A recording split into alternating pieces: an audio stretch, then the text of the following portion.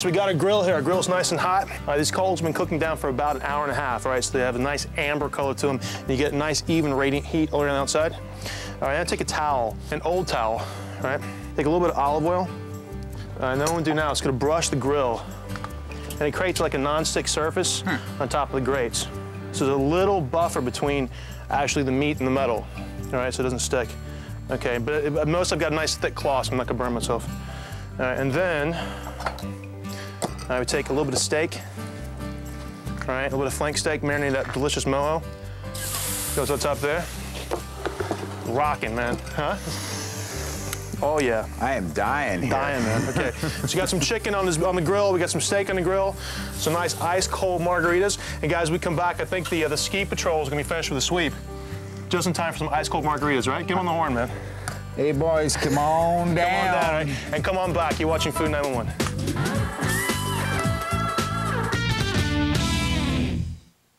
Coming up next, the best of, then Sarah's Secrets and 30-minute meals, right here on Food Network.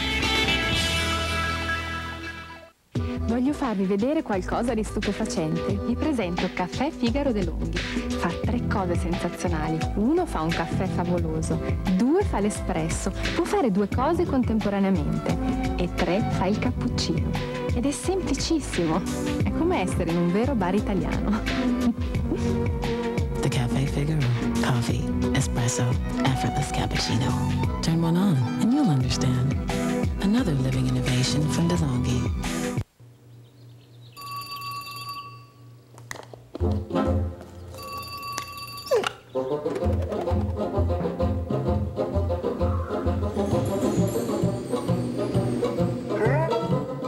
Nobody makes a sandwich like Sara Lee. Fresh slice to order. Ask for Sara Lee Deli Meats and Cheeses exclusively in the deli. Wow. Thanks, honey. No problem. Now you see it, now you don't. Bagless, maneuverable, folding handle too. Fully assembled, ready to go for you. Hoover power. Lose the dirt and save the space. Hoover Foldaway. I'm Lou Gentine from Sargento Cheese. Even before my dad started Sargento back in 1953, our family has had an absolute passion for cheese. In fact, cheese is all we do. So if you love great tasting all-natural cheese the way our family does, we invite you to taste the difference Sargento can make. Sargento, our family's passion is cheese.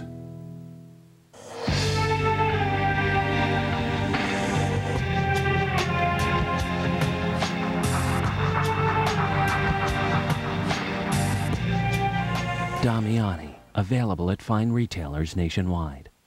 Introducing new Ultimates from Nestle Toll House. New Ultimates are bake-at-home cookies like you've never seen before. They're bigger, more decadent, with combinations like white chip macadamia nut and chocolate chip lovers with 3 kinds of chocolate. It's the ultimate cookie indulgence. You're welcome. But will your family notice? New Ultimates from Nestle Toll House. Try all 4 and bake the very best. Celebrate the season at FoodNetwork.com, the ultimate source for holiday entertaining. I can't believe that works. Be the toast of the town with festive recipes and helpful menus, adding lots of cheer to your holiday party. Season's eatings from FoodNetwork.com. Brought to you by Sears. Sears, good life, great price.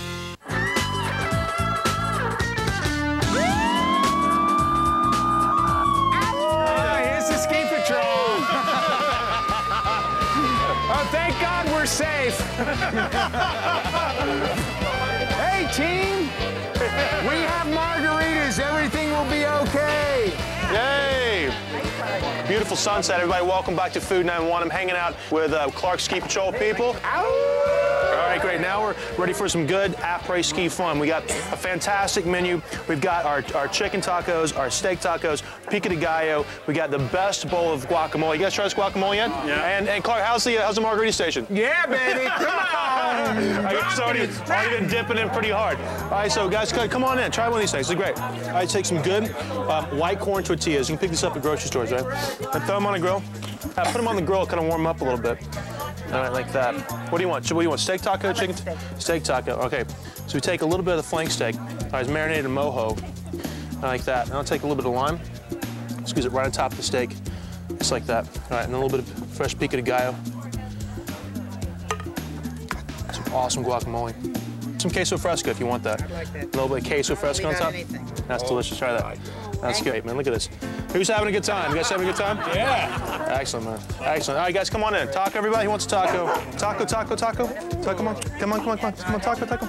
Taco? Oh, yeah, buddy. And Angie gets a taco. A world champion steak catcher. So Tyler was hitting the big hits today. Big air. Big wipeouts. Big air. He's a good jumper. He's not a very good lander. Hey, Jeff, fun today? Oh, buddy. It's a blast, right? Oh, I hear that mariachi band. Yeah. Wait, here they come. Anita Guantanamera. Look at that, huh? Who's thirsty here? Oh, wait. Margaret and Otto. How you doing, man? Otto. Otto's here, man. Otto was patrolling this mountain before they had lifts. How the margaritas? Nice and cold? Yeah, buddy. Hey, you guys having a good time today? Yeah? All right, fantastic. Hey, from the slopes of Stratton, Vermont, we're watching the sun go down. I want to thank you for watching Food 911, and we're going to keep having some margaritas. I'll see you guys next time. Ow! Take care, everybody.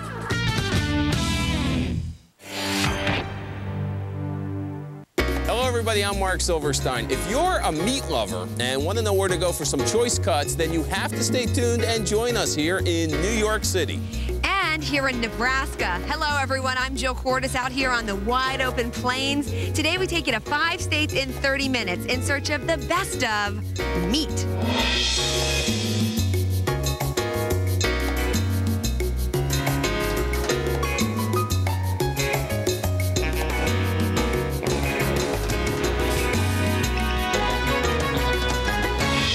Here in New York, we'll tell you how this self-taught chef became a gourmet great, winning top awards for his classic continental cuisine. In Nebraska, you'll take a step back in time to the Pioneer West at a ranch house serving up sizzling steaks fresh off the range. Then it's a genuine taste of old world Europe at a unique eatery here in Pittsburgh. And a sumptuous slow-cooked barbecue that's hot and smoking here in Louisville. All that plus viewer's choice, your pick for the best of meat in Maryland. Today on The Best of. Much like these birds of a feather. Almost as many ducks as we have brothers and sisters. Peter X. Kelly and his brother Ned know a few things about flocking together. This one is Rory. This one is Kevin. This one here is James, the hungry one. The Kellys, you see, come from a family of 12 children. You heard it right, a dozen kids. 3 girls, 9 boys. And this fat one over here, that's my namesake. Even with all those people, mealtime at the Kellys was never this frenzied. Probably because of one word, Spam. That's right, the kid who grew up to become a renowned chef and the owner of Restaurant X in Congers, New York, along with 3 other Hudson Valley, New York restaurants, claims he was raised on Spam. Is this true? Spam? Spam Parmesan. There you go. Nobody says you have to grow up eating beef Wellington to be able to prepare it. The dish, by the way, the #1 seller at Restaurant X, served with a truffle port reduction.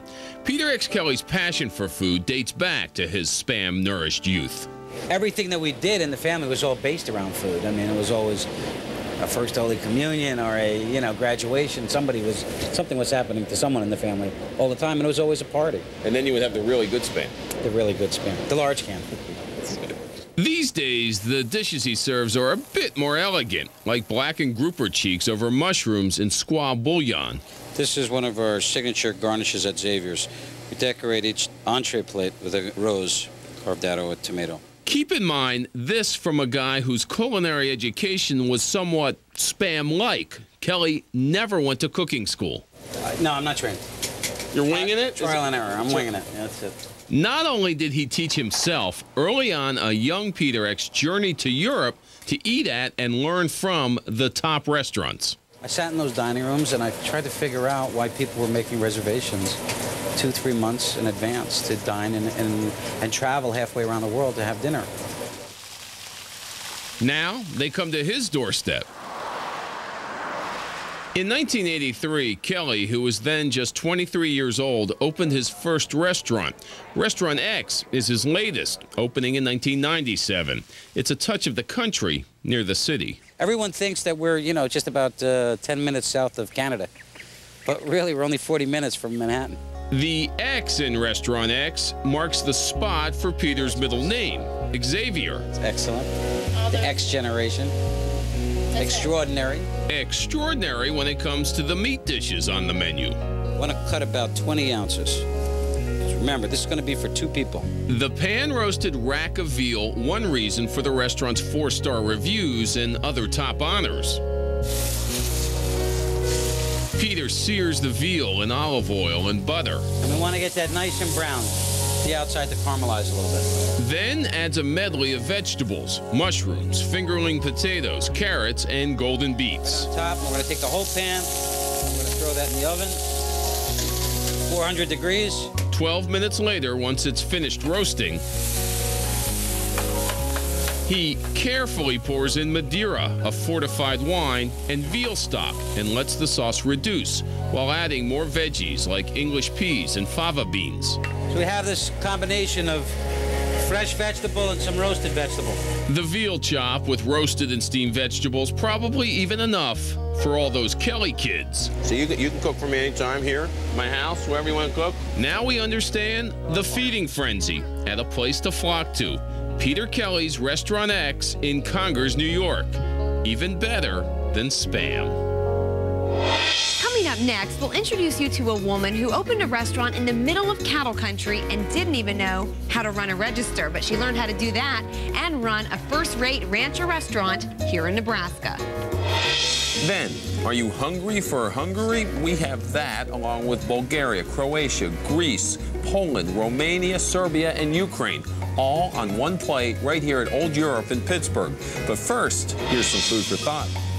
Did you know the United States is the biggest consumer of meat in the world? That's right. Each of us eats, on average, just over 200 pounds of meat every year.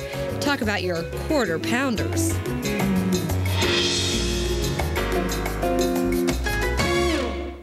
Next time from Martha's Kitchen, cookbook author Patricia Wells makes 2 delicious bread recipes from Provence. Voila, our fougasse. Look at them in 10 minutes. And a refreshing vegetable soup from Martha's Kitchen. Tonight on Food Network. I'm a pushover for men in uniform, and I get positively giddy when they bring their own doormat and wear shoe covers. That's my kind of plumber. Try Mr. Rooter. You want to show him off to your friends, brag a little. Call Mr. Rooter. He's no ordinary plumber. You must try these new stretch leathers from Isotona. You can do practically anything in them. No, really, I don't. The new stretch leathers from Isotona. You have to wear them to believe them. Scalpel. Oh, no. Save big money on lender closing costs with a $395 Ditech One fee. No points to pay and no broker fee. How can they do that? Call 1-800-DITECH-1 or log on to ditech.com.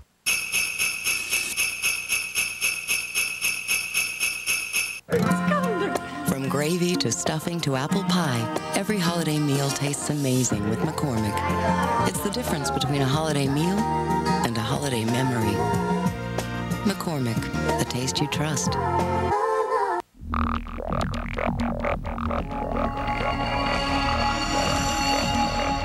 In the future, everyone's glasses will automatically adjust to changing light and block out harmful UV rays that can damage the eyes. But for those with transitions lenses, the future is already here. Ask your eye care professional, because the danger is real now, and so is the protection. Transitions. Get your lenses before your vision benefits expire. Food Network tonight. It looks like Paris. Montreal is one of my favorite cities. I just have to sit and look at this for a minute. But with only $40 a day, how can Rachel eat French gourmet? Just like my mama never made. $40 a day, Montreal. Tonight at 10 on Food Network. multi-time Supercross champion Ricky Carmichael, and only Radio Shack has them. Huh? It's the Honda CR250R Motocross Bike RC, featuring Ricky Carmichael.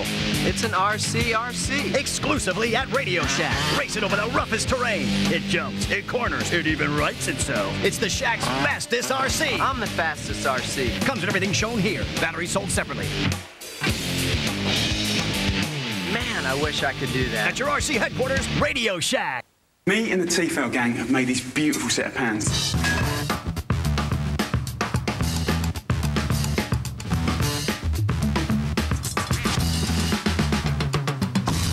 And the thermospot is just genius. It tells you exactly when to cook to seal in the flavour.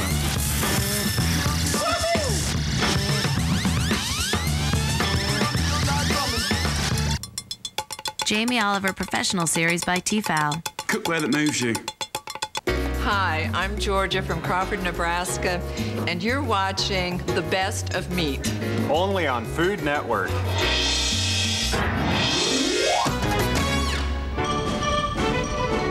Nothing says Nebraska more than cows, and, well, cows. No wonder the western side of the state is often referred to as cattle country. And in the small town of Crawford, Nebraska, Becky Selman is making her mark with meat here at the Ranch House restaurant. I've always cooked. I'm just a ranch wife, so I'm used to feeding lots of people. Before opening the Ranch House, Becky was a full-time ranch wife. She loved cooking so much for the hired help that when her kids left home and a career change was in order, the decision was easy. Open a restaurant. We wanted something that would reflect our lifestyle, and the Ranch House seemed appropriate. On this meaty menu, Indian tacos made with, of course, Nebraska beef. Hamburgers made with, well, let this hungry customer tell you. Nebraska hamburger. There is no better or other. And these cuts of steaks, ribeye, filet, New York strip, the T-bone, it's made to your liking. Raised right in these parts. In fact, some of it literally comes from Becky's backyard. The hamburger we use is our own off of the ranch. All of our meat is certified Hereford beef, which has won awards across the nation for tenderness and flavor. But this is nothing new to Nebraskans. All of Nebraska has great beef, but I think this part of the state is exceptional. And lest you think beef is bad for you, look no further than Dorothy Barnes Harrison. How long have you been eating meat here in Nebraska? Since I was 8 years old, 1909. 14, I think that was it, before the World War I was over. She's now in her 90s. Her advice? Oh, I always eat meat. Always a good steak on the grill. Oh, boy, is that good. Becky's secret is keeping it simple. The trick is not flipping steaks too much. Let them sit in their own juice. So we just try and throw them on once, and then when they're ready to be flipped, not to be flipping them back, and you don't ever want to squish them down or anything. No salt, no seasoning, no sauce needed. We can always count on fresh meat here. Besides the steaks, there is another delicacy on the menu. Rocky Mountain oysters from right here in Nebraska. Interesting. I think I'll stick to the steaks. While you're waiting for your meal, you can't help but check out all the memorabilia. The pipes were my grandfather's. Relics of the Old West. This is a cap gun collection that belongs to a friend of mine here in town, and he's been collecting since he was a young child. Look out, Roy Rogers. And this is only about half the collection. So this is a very historic bar. It is. It's an oak bar. It's a back bar, and it's from the 1880s. The building itself is from 1907. It's been everything from a hardware store to a mortuary. But after years of disrepair, you could say Becky's brought it back to life. You really have a homey feel here. Yeah, I live here.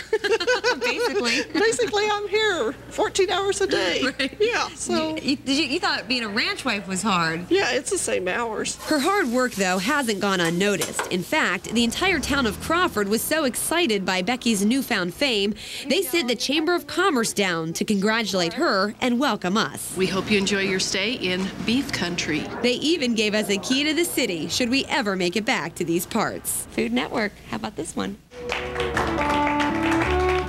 Crawford, Nebraska, a home on the range to lots of cattle and a ranch wife who now has her own ranch house. I love it. It's wonderful. I feel like I'm just kind of honored to be in a place like this.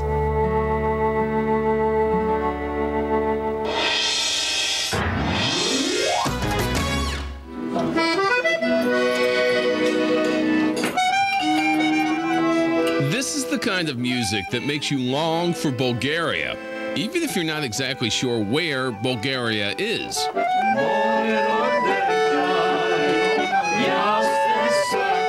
At this restaurant, Old Europe in Pittsburgh, you don't have to be from that neck of the woods to become part of the culture. Normally, I take my sashes in a 44 long. This is a 44 long. It's one size fits all. One size fits all? It's a place rich in the music, food, and traditions of the old world. Right down to the authentic Bulgarian garb the waiters wear. Hey, when in Bulgaria, do as the Bulgarians do. Let me try to get straightened out here. Your spinning technique needs a little work. Oh, my spinning technique needs. In fact, they're pretty accurate with the customs around here. Note the all-male wait staff. The women work in the kitchen. I have them working here, but they're in the kitchen. Is that because? Yeah, well, I think just the European style. The people like to have men waiting on them. Some other places might consider that politically incorrect, but we're talking old school, old world, old Europe. By old Europe, they mean this: food from Bulgaria, Croatia, Greece, Hungary, Poland, Romania, Serbia, and Ukraine. Pretty good, huh? You see why it's a lot easier just to say old Europe. Eastern European culture is as much a part of Pittsburgh as the Three Rivers. During the Industrial Revolution, many Europeans immigrated here to work in the steel mills and coal mines. They helped mold the future of this city and the country. In 1999, Nick Jordanoff, whose family is from Bulgaria, opened the restaurant with Jerome Jokins, so people around here would no longer be hungry for Hungary, begging for the Balkans, or out of touch with the old world. It's a place that serves the kind of food your baba, that's grandmother, used to make. Like this borscht from Russia, which is mainly veal stock and boiled beets. My grandmother ate this when I was growing up, and she was the only one. Your grandma would be proud? Grandma would be proud, yeah. Chances are you've never heard of most of the stuff on the menu, but most of it can be traced back to the days of fierce European winters, where people worked hard, fueled by hearty meat dishes. What is Eastern European food? It's the heavy winter food that usually it's the goulashes and the stews and the soups and the braised meat. Around here, you could easily eat your way around the continent. The kebabchita, or the Bulgarian version of spiced sausages. There's veal and pork. Of course, there are dishes that you have heard of, like the house specialty, lamb chops with red cabbage, or chicken Kiev from the Ukraine. Chef Corey Burns creatively cooks old world recipes, like his Gundel pork tenderloin, made, though, with a nod toward New World taste buds. Gundel is a famous restaurant in Budapest, Hungary. And we took an adaptation. They did a stuffed pork loin, where here we do a sliced pork medallion. It's sliced pork with an apple, pear, and prune chutney. The sweet and tart chutney is made with red wine, sugar, and spices. Then a red apple, a green apple, a pear, and dried prunes are added. It's all thickened up with cornstarch and water. The pork is served over the chutney with rice and a hazelnut cream sauce. Da. Dobra. Dubra. Dubra. Dubra. Dubra. Super. Super. Gut. Isn't that what they used to say in the old country? That's what they said. No matter where you're from, Pittsburgh, anyburg, Old Europe seems the perfect fit. Coming up next, we'll introduce you to a man who's known throughout Louisville for his street smarts and his barbecue sauce savvy. It smells good. And a little later on, it's Viewer's Choice, your pick for the best of meat when the best of takes you to Maryland. Need some help with holiday entertaining? I've got the perfect mini holiday menu. Smart and simple recipes to the rescue. And what's amazing is it's so easy. Looks yummy already. In the Kitchen Prime Time, part of Season's Eatings, tomorrow night starting at 6 on Food Network. Have you heard of these fad diets? Cabbage soup, wheatgrass, What am I, livestock? I need real food. That's why I joined Jenny Craig. The food's delicious. I could even have fettuccine Alfredo and cheesecake every night. I've already lost 23 pounds in just 11 weeks with Jenny Craig. Fat diets belong in the garbage, but I belong in this outfit. It's your final week to lose all the weight you want for $6 a week, plus the cost of food. Jenny Craig, it works. 1-800-JENNY20. Ah, the holidays. A time to entertain, decorate, and shop till you drop. This year, FoodNetwork.com's gift guide is your one-stop shop for everyone on your holiday list. From specialty foods to award-winning wines, the perfect gift is just a click away. Visit FoodNetwork.com's gift guide today. On Sunday nights, meet the next generation of renovation. When Trading Spaces brings the whole family into the act. Uh-oh. See what happens when the kids try their hand at design. I think they should have a game show. It's the show you know and love with a few new faces. Hi, I'm Joe Farrell, and this is the family edition of Trading Spaces. It's Trading Spaces Family. Sundays at 7, only on TLC. Brought to you locally by Love from Minnesota. Find unique holiday gifts for your family at Love from Minnesota. Welcome back. I'm here in this 19th century Victorian with new owners Mike and Shannon Boyd. Hi, Ted. We just fell in love with its charm. Yeah, it's charming. Unfortunately, the roof leaks, the foundation is crumbling, and there's significant termite damage. But I do have good news. I just saved a bunch of money on my car insurance by switching to Geico. Hey, we need to talk about your electrical. Whoa, yeah, we're going to want to fix that.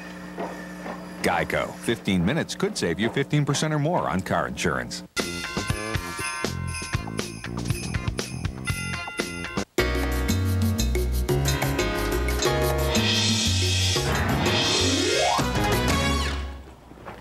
Bill Beiersdorfer is a man with a fire in his belly. And then we are going to have to get those people fed.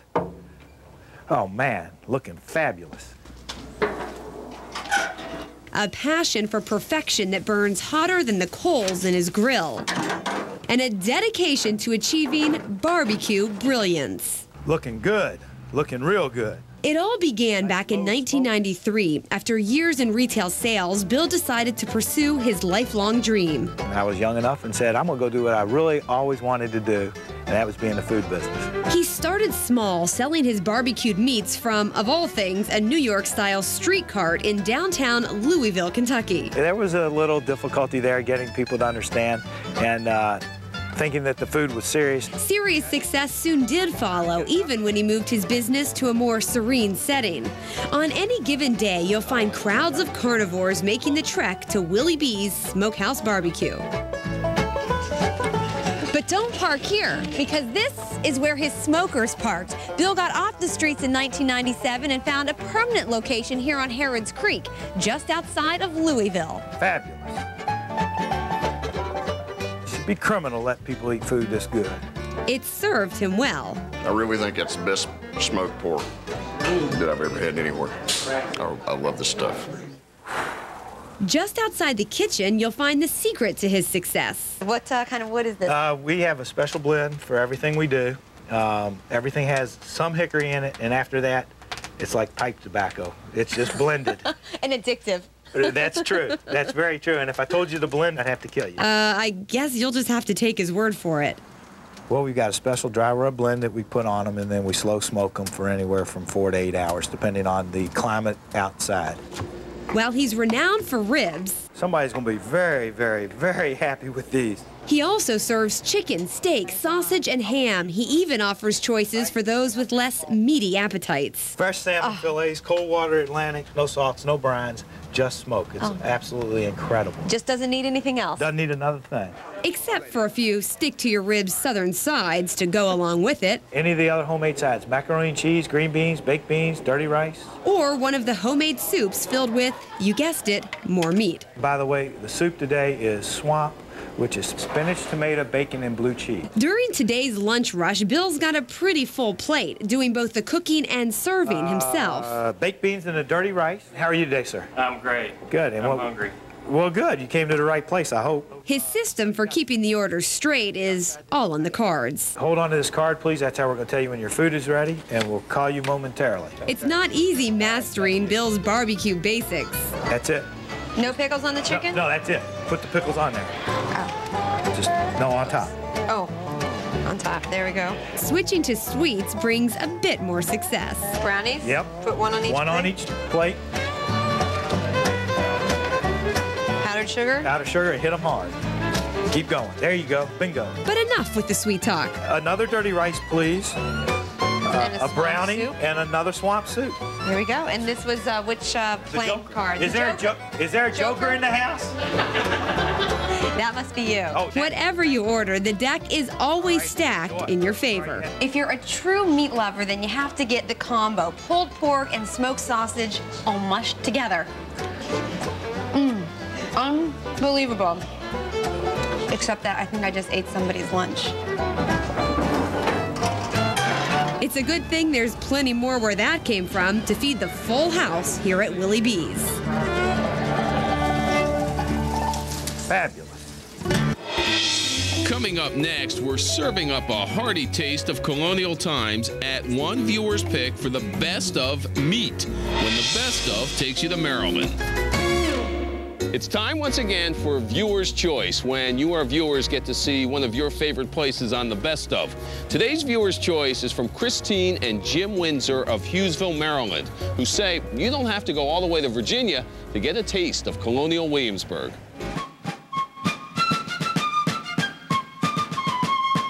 That I like it's rustic. I think that part of it makes it more quaint, more unique.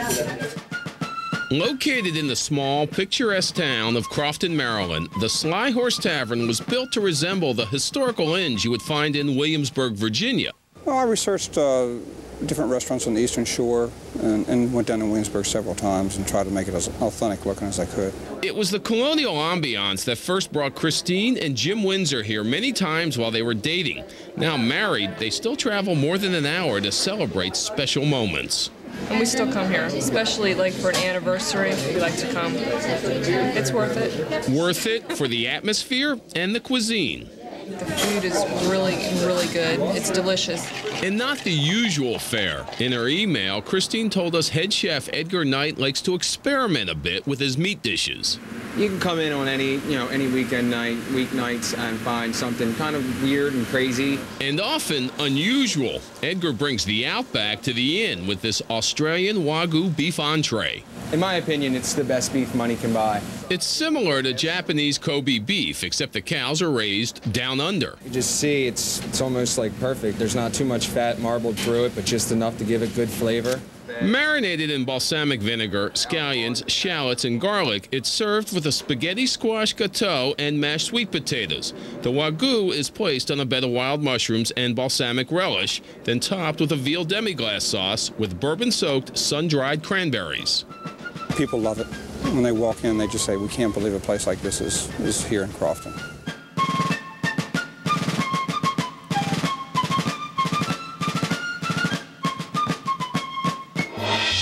Like Christine and Jim Windsor, you too can tell us about your favorite place. Just log on to our website at www.foodtv.com. Who knows? You might end up on our show too. Back here at Old Europe, earlier Jerome here was showing us how to put these sashes on. Hey, buddy, is there an easier way to get out of this thing, though? Sure there is, and this is usually how they get rid of bad employees in Eastern Europe. Go ahead. Now that's what you call taking a spin to Old Europe and back. In Pittsburgh, I think. I'm Mark Silverstein. Jill? Mark, now you got me spinning. Though I always did think that you were the dizzy one.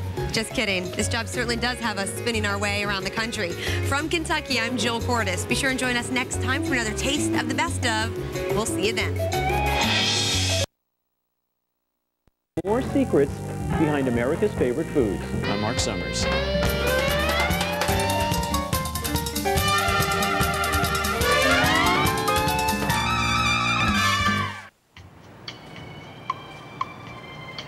How about chicken? Had chicken last night. Game hen? Yeah, last Thursday. Turkey breast? A week ago Friday. That was fish. Tasted like turkey. Fine. How about a duck? She'll only burn it. Will not. Joan of Arc had less char than the last duck you cooked. Well, I ought to. All right, kids, come on. It doesn't have to be this way. It doesn't? Nah, of course not. Look, what do ducks do? Quack. besides that. Tastes gamey. Well, if you go out and shoot one out of Fly? Fly, very good. That's why ducks have a very high percentage of slow twitch dark musculature, which is not to say that they taste like dark meat. Okay, what else do they do? Float. Float. What else floats? Apples. Empty beer cans? Very small rocks. Small rocks. This isn't going exactly where I thought. Come on, something else that floats. Fat. Fat. So? Ducks made of fat? That's why they burn. And make a mess of the oven. And take 6 hours to roast. Okay, yes. Ducks do contain some fat, but that doesn't mean that we have to eat it. In fact, if we just apply some good, thoughtful cooking methodology, we can make this into a flavorful, crispy on the outside, juicy on the inside meal. We don't have to make a mess. We don't have to make 6 hours go by. We don't have to make the smoke alarm go off. In the end, we just make some good eats. Not gonna burn it, are you? See what I got to live with.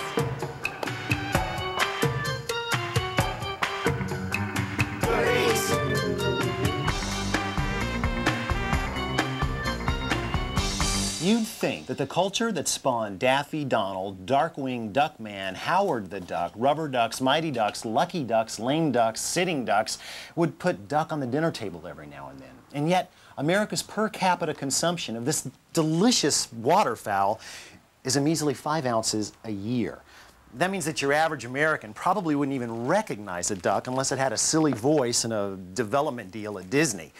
Now, when it comes to real flesh and feather ducks, there are dozens of varieties to choose from, but odds are good you won't actually ever taste a black duck or a mallard or an American canvasback unless you've got a couple of retrievers, a 12-gauge, and a closet full of Elmer Fuddware.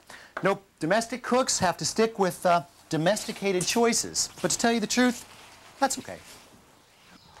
There are, of course, Muscovy ducks, which are very lean, very gamey, and usually only available in specialty stores or through mail order. Then there are Moulards, which are generally grown strictly for their livers, or foie gras. Now, the American market and, of course, the Long Island skyline are dominated by the white pekin, or Long Island duck, which, although not quite that big, are big. So big, in fact, that an American businessman touring China in 1873 mistook them for a rare breed of miniature goose. He bought 25 of them and shipped them home to New England. Now, only 9 survived the trip, but when they reached their final destination, a farm here on Long Island, they liked what they saw. They ate greedily, bred lustily, and grew very fast, creating in just a few years an industry which today makes sure that there are ducks on the tables of fine restaurants as well as the bins of grocery stores all across America. Now, these particular ducks belong to Doug Corwin, whose family has been breeding white pekins on Long Island for as long as there have been white pekins on Long Island. So, you ought to know a little something. That is a pretty duck. Beautiful. Female. Egg-laying female. So this duck is strictly here to make more ducks? Strictly here to keep us going. Keep us going. Well, she's got a gorgeous face on her. Oh, she's gorgeous. So what are some pointers for consumers who are maybe going into the grocery store to duck hunt for the first time? Well, they're looking for meat. They're looking to feed everybody. The meat on the duck is primarily on the breast. The long, flat, wide breast. Unlike a turkey, which sticks up straight. Oh, it's wide. It's wide. It's all the way over. It stretches out flat. It's a few inches deep. It's 6 or so inches wide, and it's long. Look for that breast. Be careful that you're not finding a packer that may be taking these legs and shoving it up and making a nice little round butterball. You really want to look for the breast of a bird, which is long, wide, and flat, because this is where the meat is. So how do you like yours? Oh, I love to take a breast, either skin on, skin off, throw it on the barbecue, 3 or 4 minutes each side, eat it like a steak, a little bit of salt, onion powder, medium rare. It's a beautiful tasting piece of meat. Sweet. Thanks a lot, Doug. Hey, thank you. See ya. Unfortunately, Americans don't eat a lot of duck. Yet. This is why most processors prefer to bring their quackers to market in the ultimate state of suspended animation. And you know what? That's okay by me, because a bird that's frozen at the plant will most likely walk into my door in close to the same condition. This, of course, does bring us to the issue of thawing, and thawing is a lovely segue to thermodynamics. That branch of the sciences concerned with the transfer of the energy we call heat from one body to another, whether it's ice cubes in your tea, a ham in the oven, a lima bean simmering on the cooktop, or a duck thawing in the refrigerator. Thermodynamics make the kitchen world turn, sometimes in unexpected directions. Case in point, setting aside sanitation concerns, What do you think would be the best place, fastest place to thaw this block of bird? That is, convert the liquid held in its tissue from solid to liquid state. Refrigerator, the counter, barely running cold water, or a 200-degree oven? Go ahead, pick. Ah, see, you're getting colder. Well, I mean warmer technically, but colder. You get my drift. Cold running water. Messes with your mind, doesn't it? You see, the thing is that there are more issues with thermodynamics than just temperature. Temperature being the thing that we measure with ease. What are those other issues? Density, conductivity, and convection.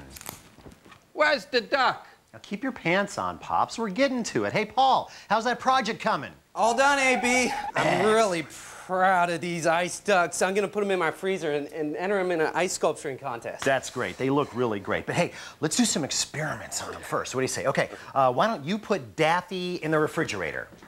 Daffy into the refrigerator.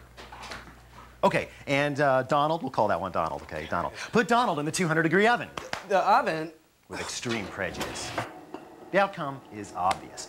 Both ducks are going to melt as they come into equilibrium with their surroundings. But since one of them is in an extremely high temperature, it's going to melt faster. But what if we were to say, take Howard. Let's take Howard there and put him in 60-degree water.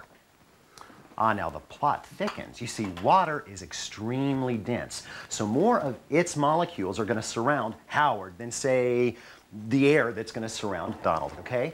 And because water can absorb huge amounts of energy without changing temperature, well, let's just put it this way. That's called conductivity, and that is why we put water, not air, in our radiators. And that's why Howard is going to melt before, you got it, Donald. Now, let's do one more little experiment here. Why don't you take Darkwing and put him under cold running water, and take Duckman and put him in a pot of boiling water? Boiled Duckman? Yes, boiled Duckman.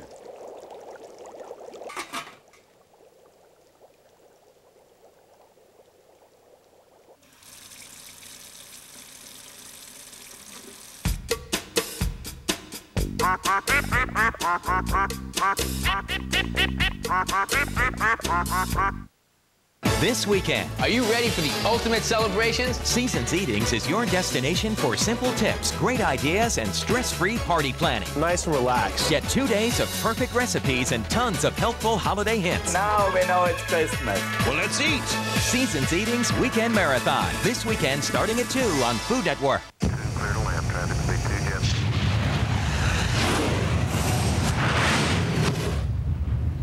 Imagine zooming to anywhere in a split second. Imagine 40 times mega zoom and lightning fast autofocus. Imagine what we can do together. The new Dimage Z1, another digital breakthrough from Konica Minolta. Holiday magic made fresh daily. Seasons Eatings from Food Network.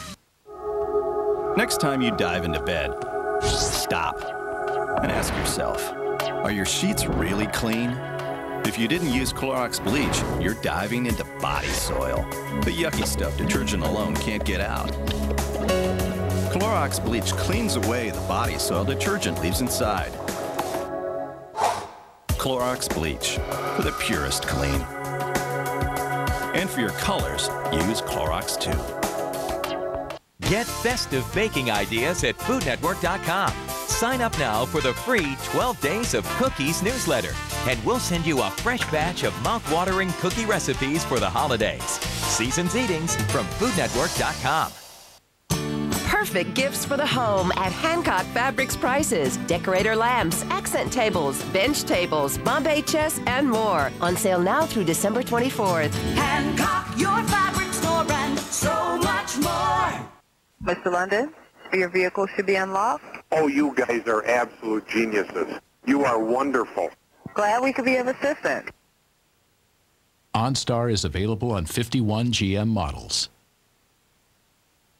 Nothing spices up food quite like the irresistible flavor of fresh, ripe, green pepper sauce from Tabasco.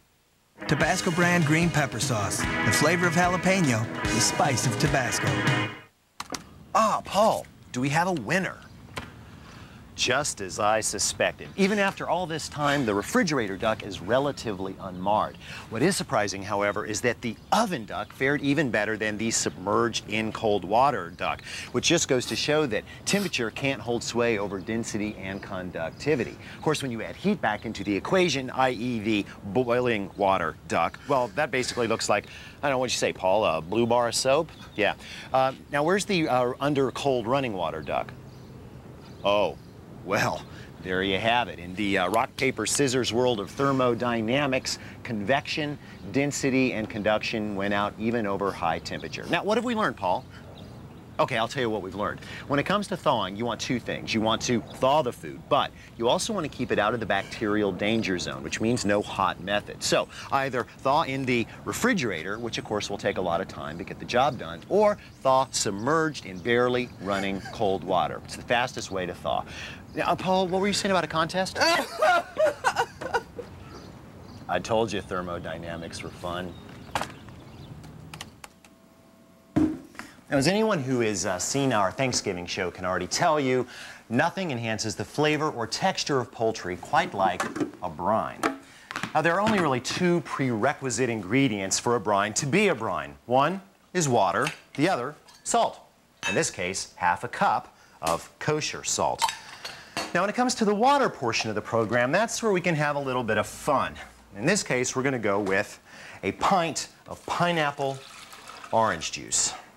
Now, for the flavorings, always turn to black pepper, whole black peppercorns, and at least 15 of them. And to up the ante a little bit in the spice category, we're going to add some thyme and some garlic. One very small bunch of whole thyme, leave it whole, and 4 cloves of garlic. Oh, excuse me. There, that's better. Crushed. Now, lid it up and make sure that the lid is on all the way around. Then shake to dissolve the salt. There. Now, turn your attention duckwards.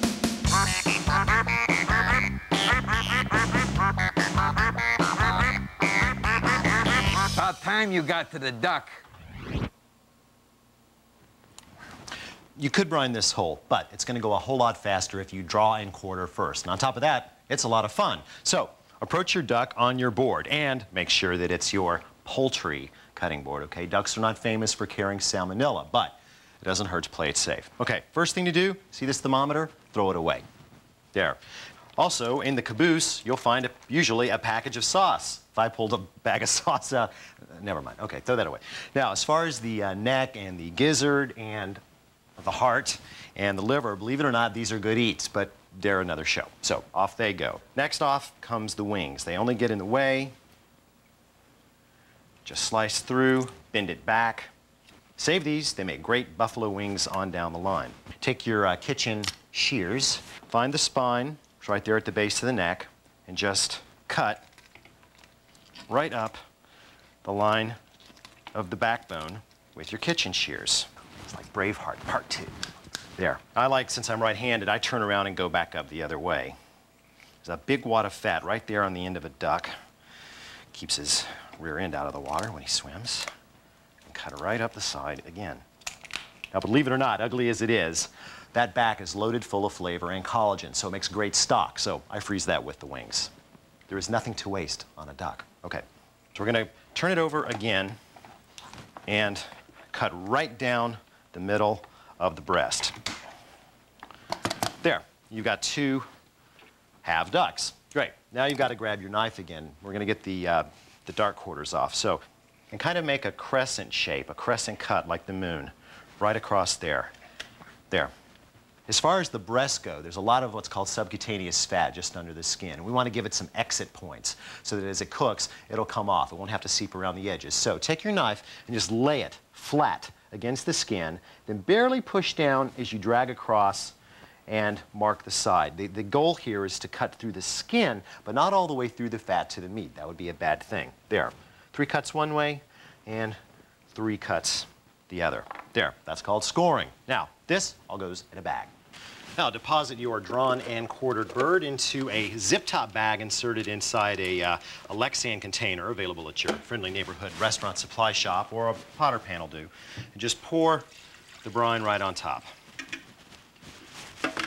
Now, when it comes to sealing the bag, you want to be careful to get as much air out as possible. For one thing, air does not add any flavor to duck whatsoever. And the less that's in the bag, the more brine will actually be in contact with the duck. There. Now, give the brine 2 to 2.5 hours in the refrigerator to do its voodoo.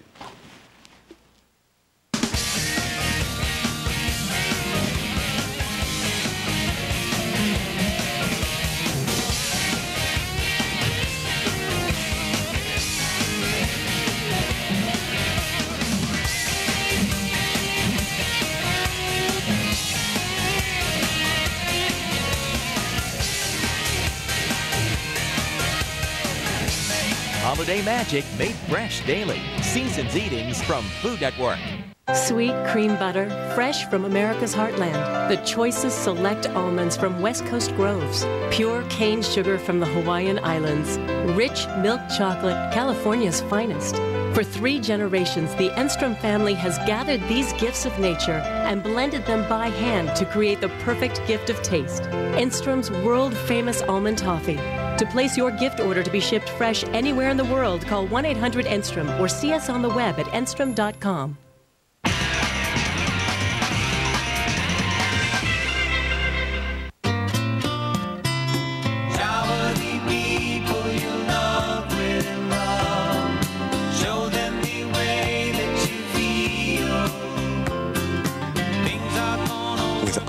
Local and long-distance calling, you can show people how much you care all the time and never worry about the cost. The neighborhood, built by MCI. Stay close to the ones you love.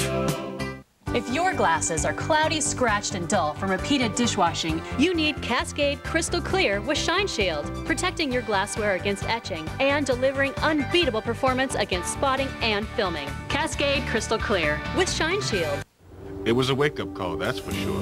If you've been hospitalized with heart-related chest pain or a certain type of heart attack, what doctors call ACS, talk to your doctor and call 1-800-239-0089 for your free information kit. There's so much to know. You'll receive our booklet about the myths and realities of heart attack and stroke, plus terms and questions that could help you talk with your doctor. You'll learn the roles different medicines play, such as a prescription medicine called Plavix. Find out how Plavix, added to aspirin and your current treatment, helps raise protection against heart attack or stroke. If you have a medical condition that causes bleeding, such as a stomach ulcer, you should not use Plavix. The risk of bleeding may increase with Plavix, and when you take Plavix with certain other medicines, including aspirin, review your medicines with your doctor to minimize this risk. Additional rare but serious side effects could occur. Call 1-800-239-0089 and find out how to add more protection against heart attack or stroke. Don't you dare pay retail for carpeting.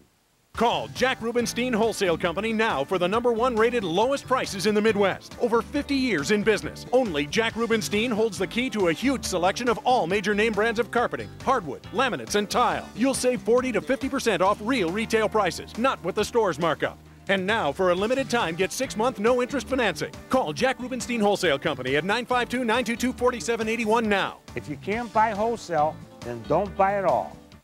Kitchen Window, where Twin Cities foodies love to shop and cook. Rated one of the nation's best gourmet retailers and cooking schools, Kitchen Window carries over 12,000 products. When you buy something for your next cooking adventure, you'll be sure to leave with the knowledge needed to get the best results. For a limited time, get Calphalon's Collector's Edition 8-quart multi-pot for $59.99 or the 2 1/2 quart saucepan for $29.99. Kitchen Window, for the passionate cook and those who aspire to be.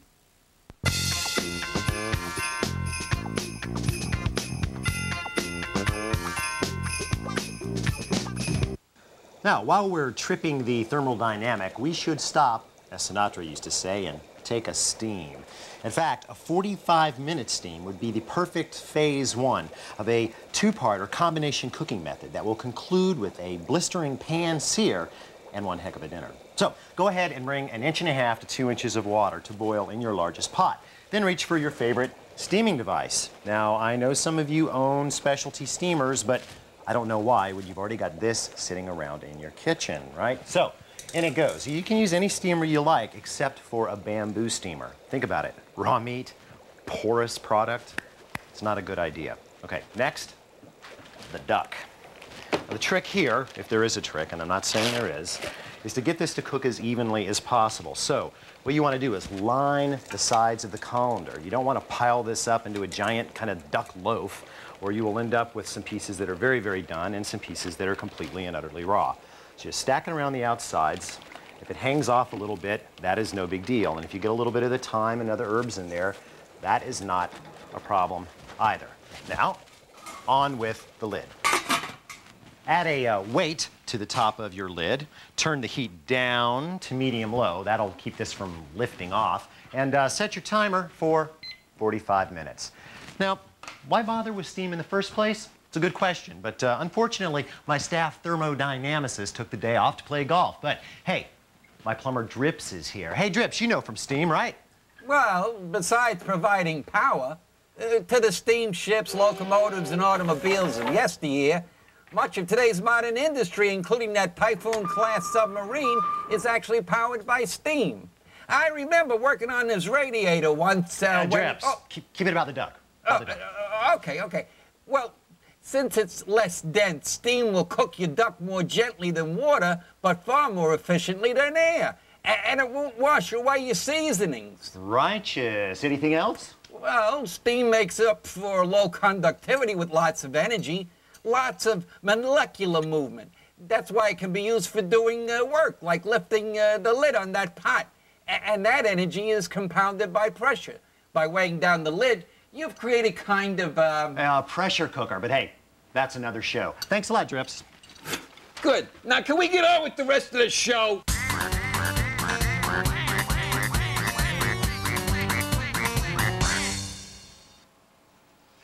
Having folded space and time, not only has our duck finished steaming, but I've had time to boil out the rest of the water over high heat. Why? Well, if only you had smell-o-vision, you'd know. Duck fat, liquid love, one of the most delicious substances on earth, and very low in saturated fat. Now, I like to cube red potatoes, simmer them in some salted water, drain, and then saute in duck fat over high heat.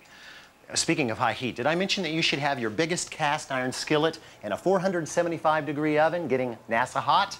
Well, you should, because the final act is upon us.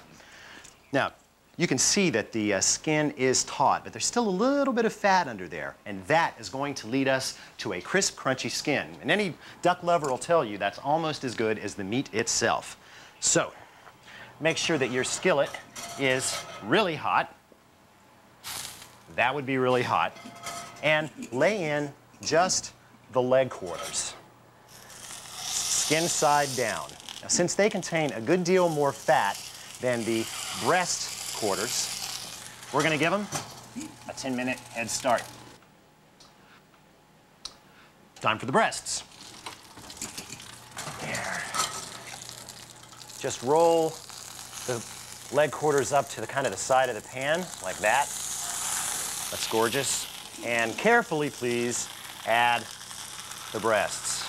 Let's get them in the pan, kind of mash them down. You want to get as much contact with the skin as possible. Now, this goes in, and we give it another 7 minutes.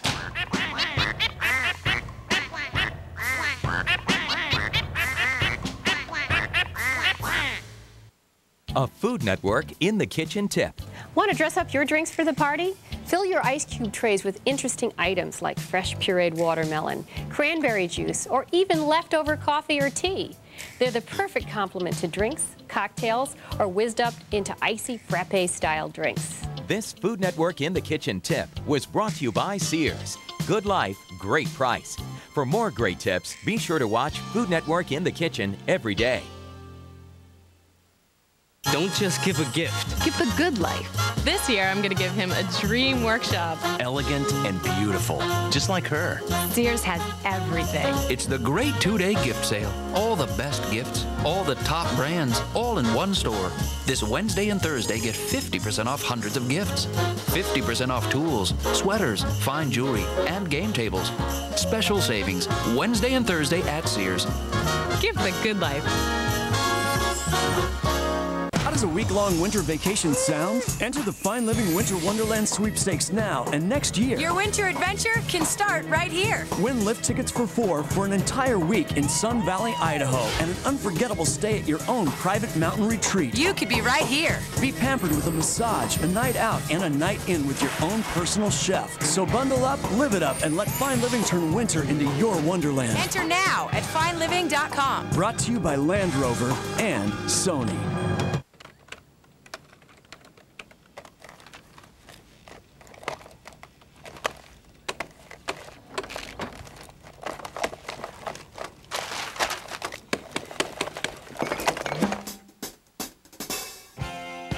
The Logitech cordless keyboard and mouse. No cords to tie you up, slow you down, or hold you back. What will you do with all that freedom?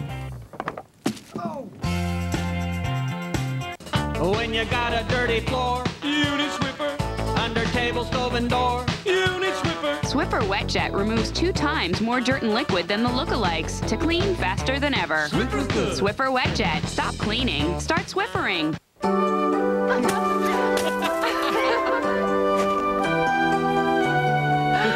The Lexus December to Remember sales event.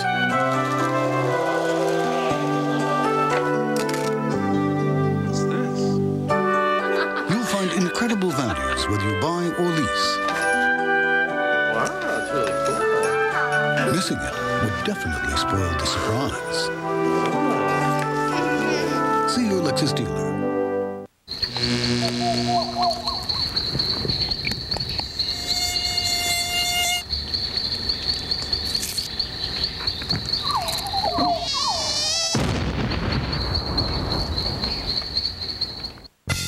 Alton Brown here, wishing you season's eatings from Food Network. Behold the magic of duck. Crispy skin, mahogany and dark, over luscious melt in your mouth meat. Now take this all off and give it a rest on a plate. I like to set a bowl in the middle so that it doesn't just sit in its own fat. Nice to let it drain a little bit. And you want to cover this. Not so much to give it a rest, it is poultry, so it doesn't really need it, but to keep it from getting cold. Just don't put it on too tight, or the steam will be trapped and what is now crispy will turn gooey, and that's bad. Now, here we are with this nice hot pan full of the aforementioned liquid love, and it would be a real shame to waste this. So I'm gonna toss in a couple handfuls of shredded chard. You could use any hearty green, and believe me, there is enough heat in this pan to cook, I don't know, a farm's worth of this stuff. Now, once you've got that in, I don't know, maybe a minced shallot or 2 would be nice. There we go. Don't put the shallot in first or you'll be in big, big, big trouble. Now just toss this around. You just barely want it to wilt. Do this with your spring-loaded tongs. You notice I'm keeping my glove on. There's a reason for that. And just when it starts to wilt, hit it with a little sherry or balsamic vinegar. Just for flavor. Toss again. Remember, there was lots of salt in the duck, so we haven't added any yet. And we're not going to add any. All right, time to plate. I thought you were going to talk it to death. We hope that we have piqued your interest in and appetite for the original Chinese takeout, Long Island or White Pekin duck. Just remember, thaw under cold running water, draw and quarter, brine, steam, sear, and don't waste the fat. Believe me, after you try this, you will never look at Daffy or any of his chubby little nephews.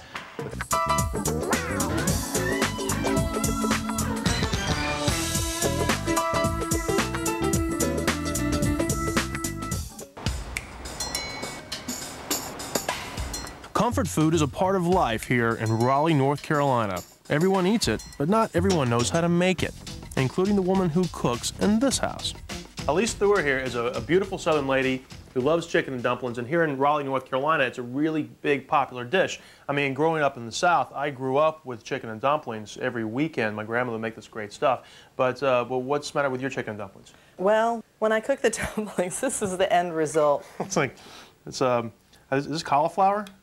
What is this? No, Tyler, it's not cauliflower. It's actually a dumpling. Look at that. Oh, I can't believe you're eating it. Is it good? I don't know about good. They're awful. I mean, they really are. Well, you know, now for me, chicken dumplings, it was one of those like great comfort food dishes, right, that can be elevated to a high art. So let's start off with a dumpling mix. I think it's kind of the most important thing because it's what you have problems with in a dish, right? The dumplings. Okay, so let's talk about some more ingredients here. Now what we have here, I like white lily flour.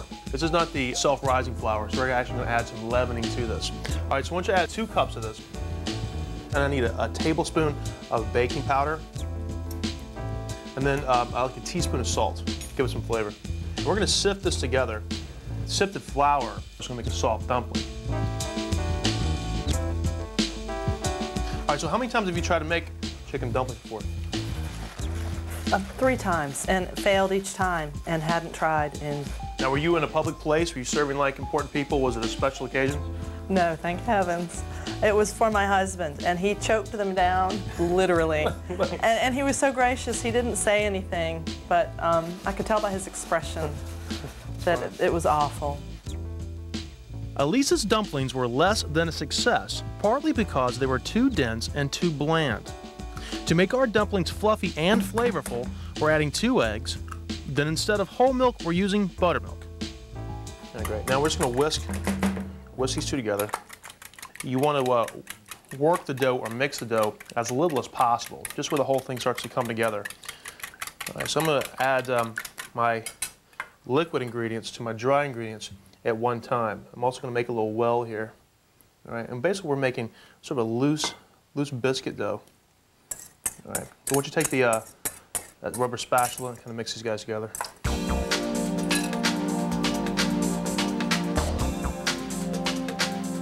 All right, Elise, now take a look at what we have here. Now, it almost looks like a soft cake batter. You see that? And it's very light. It's very aerated. You feel how soft it is? It is. Okay, so I think we already have a night and day difference starting out, right? Yes, we do. All right, so now that we got the dumpling problem solved, let's talk about how to make that chicken soup taste better. Okay. Now, traditionally, when a lot of people make classic Southern cooks will make chicken dumplings, they'll take the whole chicken and drop it into a pot with maybe some carrots, some celery, and some garlic to give it some taste. But in my opinion, I think it really kind of dries the chicken meat out, I think, when you cook it like that. So what I'm going to do is I'm actually going to roast the chicken. Season with a little bit of salt on the outside. All right, I actually want you to hold that up for a second. We're going to season the inside of the cavity. All right, pick the little guy up here with salt and fresh cracked pepper, okay, on the inside. So that's where a lot of the flavor is going to come from. All right, then on the outside, what I'm going to do, I like to make an herb butter. All right, so I have I have 1 stick of butter here. It's soft. I'm just going to throw this into a bowl. All right, then I'm going to mix some chopped herbs. What I have here is a chopped rosemary, chopped fresh thyme, and chopped parsley. I'm going to add the juice of a lemon to this. And this is going to make it taste really good. So just take this spatula and just kind of blend this stuff together.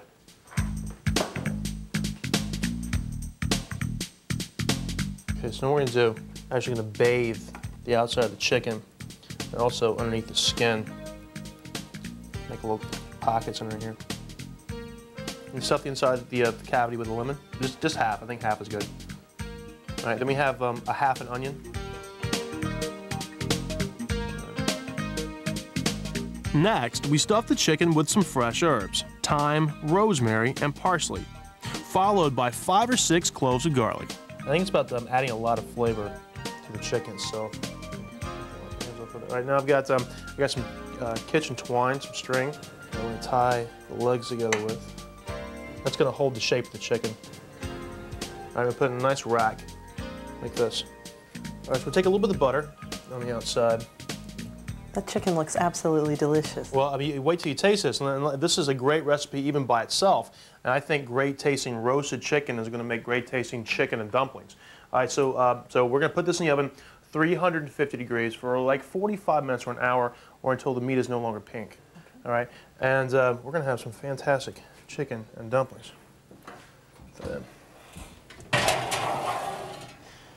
All right, guys, don't go anywhere. When we come back, it's dumpling time. We're going to make some roasted chicken soup and find out where Elise went wrong with that whole dumpling thing. Don't go anywhere. Stick around.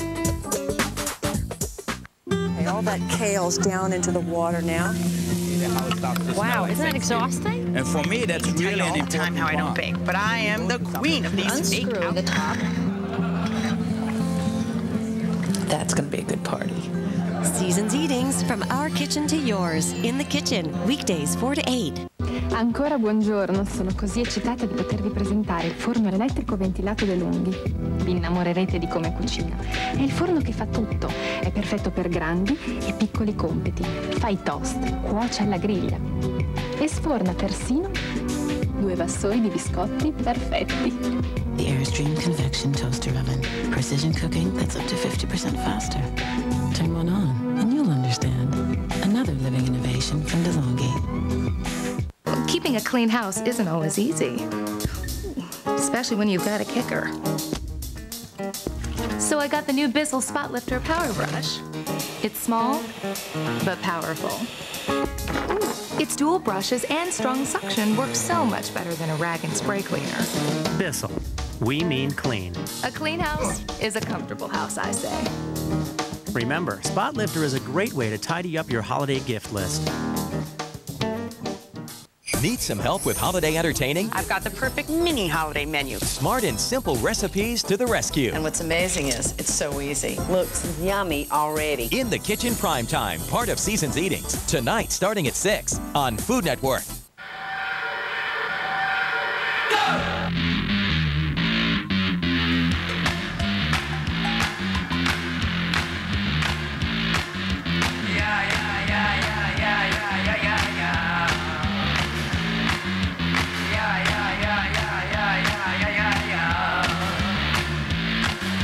One and only Dockers Stain Defender.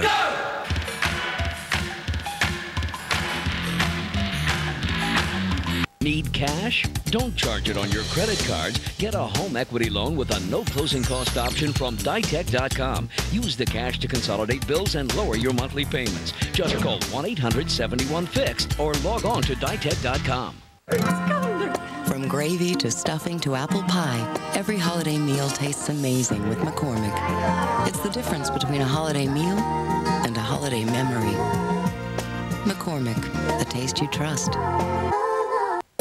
Introducing new Stay Free Ultra Thin, the only Ultra Thin with a soft, cottony top, infused with a clean, fresh system for a whole new way to feel. Stay clean, stay fresh, stay free. We are at the home of the famous Dilly's Sextuplets. How do you make lunch for 6 kids every day? Campbell's tomato soup, versatility in a can. You got some pasta there in the fridge, you got some chicken, and you've given every one of them the opportunity to express themselves. Wonderful. Make it Campbell's instead!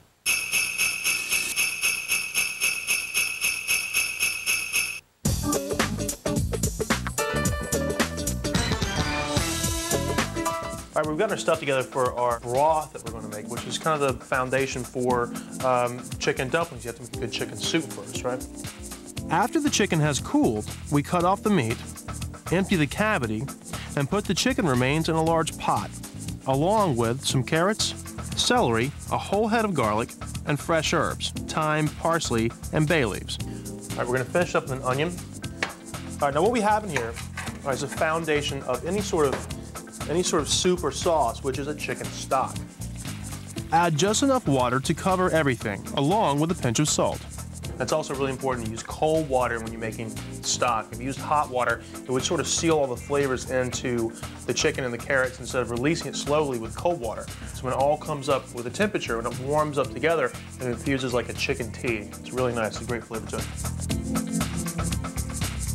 After simmering for about 20 minutes, we have a wonderful, rich chicken stock that we're going to strain through some cheesecloth.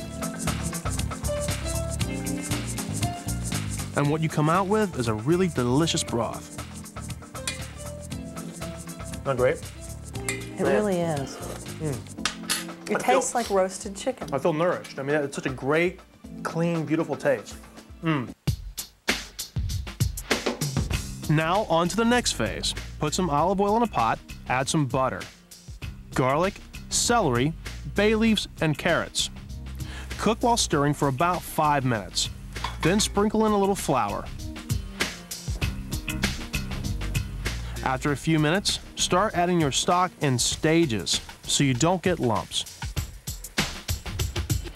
If you keep it on the heat and cook it for a long time, will it get thicker? And it will absolutely thicken up. So that's what we're going to do. We're going to actually turn this down to like a medium. I'm going to let this simmer where it'll actually begin to thicken. Elise, I'll take a look at our base here. I see how it's starting to thicken and tighten up. Yes. All right, now all the flavors are really starting to develop here. We've come a long way. Remember that roasted chicken that we had earlier? We've actually shredded a lot of the meat. We're actually going to, I want you to take this and fold this in. There you go. All right, bring that back up to a simmer. Okay, so we're going to let this kind of thicken up for a little bit, and then I'm going to add a little bit of heavy cream. You know, not too much, but just enough to make it really nice and rich. At this point, you want the broth to have the right temperature. It should be at a low simmer. Now I'm going to show you the proper technique for drop dumplings. Okay, so what you need to do is 2 spoons. Okay, those are your 2? All right, these are mine 2. All right, I like to use small spoons. Don't use big spoons because these are going to puff. Okay. What you grab is a little bit of the dumpling mix. Now what we're going to do is actually going to rake the dough once, all right, and then drop it in. And these are going to poach. Okay, and you don't want to stir this up too much. If you stir it, you're going to break up the dough before it has a chance to actually cook. So this is the last thing you put in are the dumplings.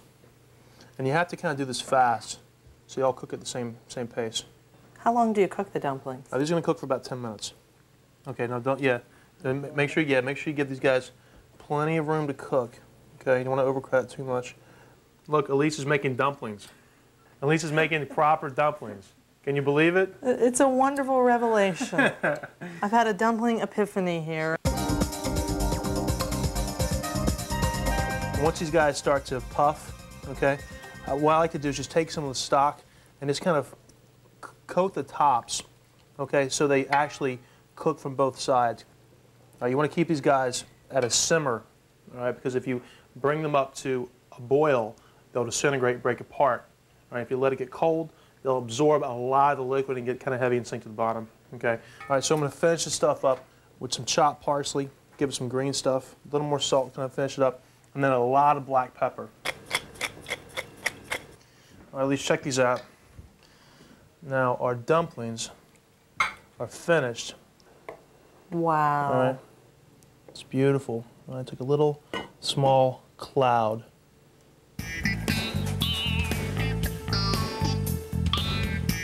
Nice minced chive on top. All right, and that, my beautiful southern lady, is chicken and dumplings. Wow. See that? How's that? It's better than my grandmother's. Really? It is. Grandma, no offense, I'm sorry. But these are good. This is so good. She's going to go on and on about this all day. We're in Raleigh, North Carolina. We're making chicken and dumplings, and I think we have mastered another recipe on Food 911. Alicia, you've been a great guest today. See you guys later. Coming up next, we're going to Indiana to help a woman make perfect blueberry scones, plus a mouth-watering summer berry cobbler. Don't go anywhere. This weekend. Are you ready for the ultimate celebrations? Seasons Eatings is your destination for simple tips, great ideas, and stress-free party planning. Nice and relaxed. Get 2 days of perfect recipes and tons of helpful holiday hints. Now we know it's Christmas. Well, let's eat. Seasons Eatings Weekend Marathon. This weekend starting at 2 on Food Network.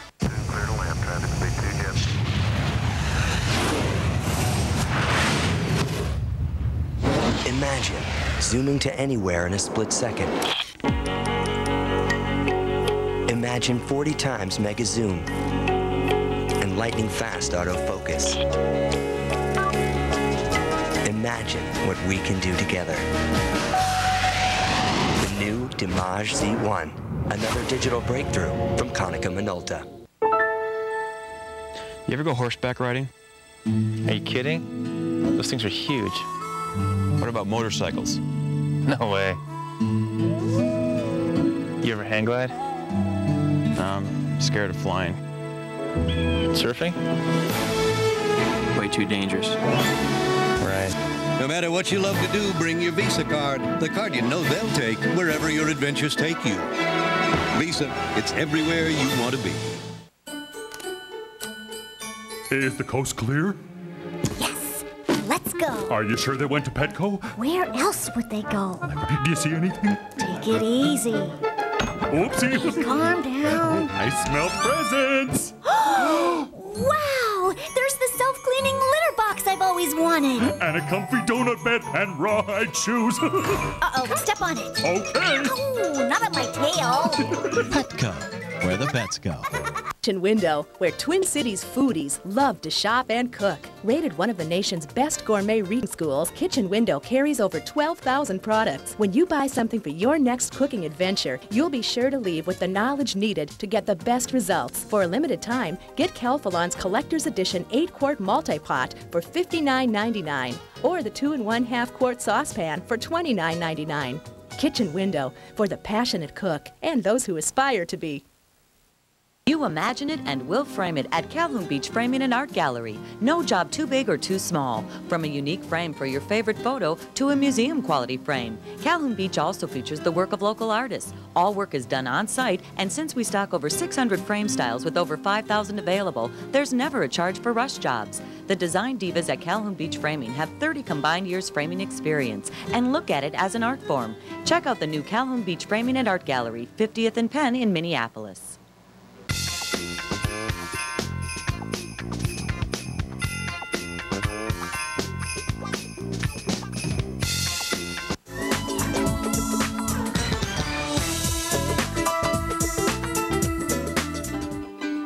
Delicious scones in the English countryside. Not quite. These aren't delicious, and we're actually in Indianapolis, Indiana. We're here to help Pam Anderson, whose scones have turned out more like stones.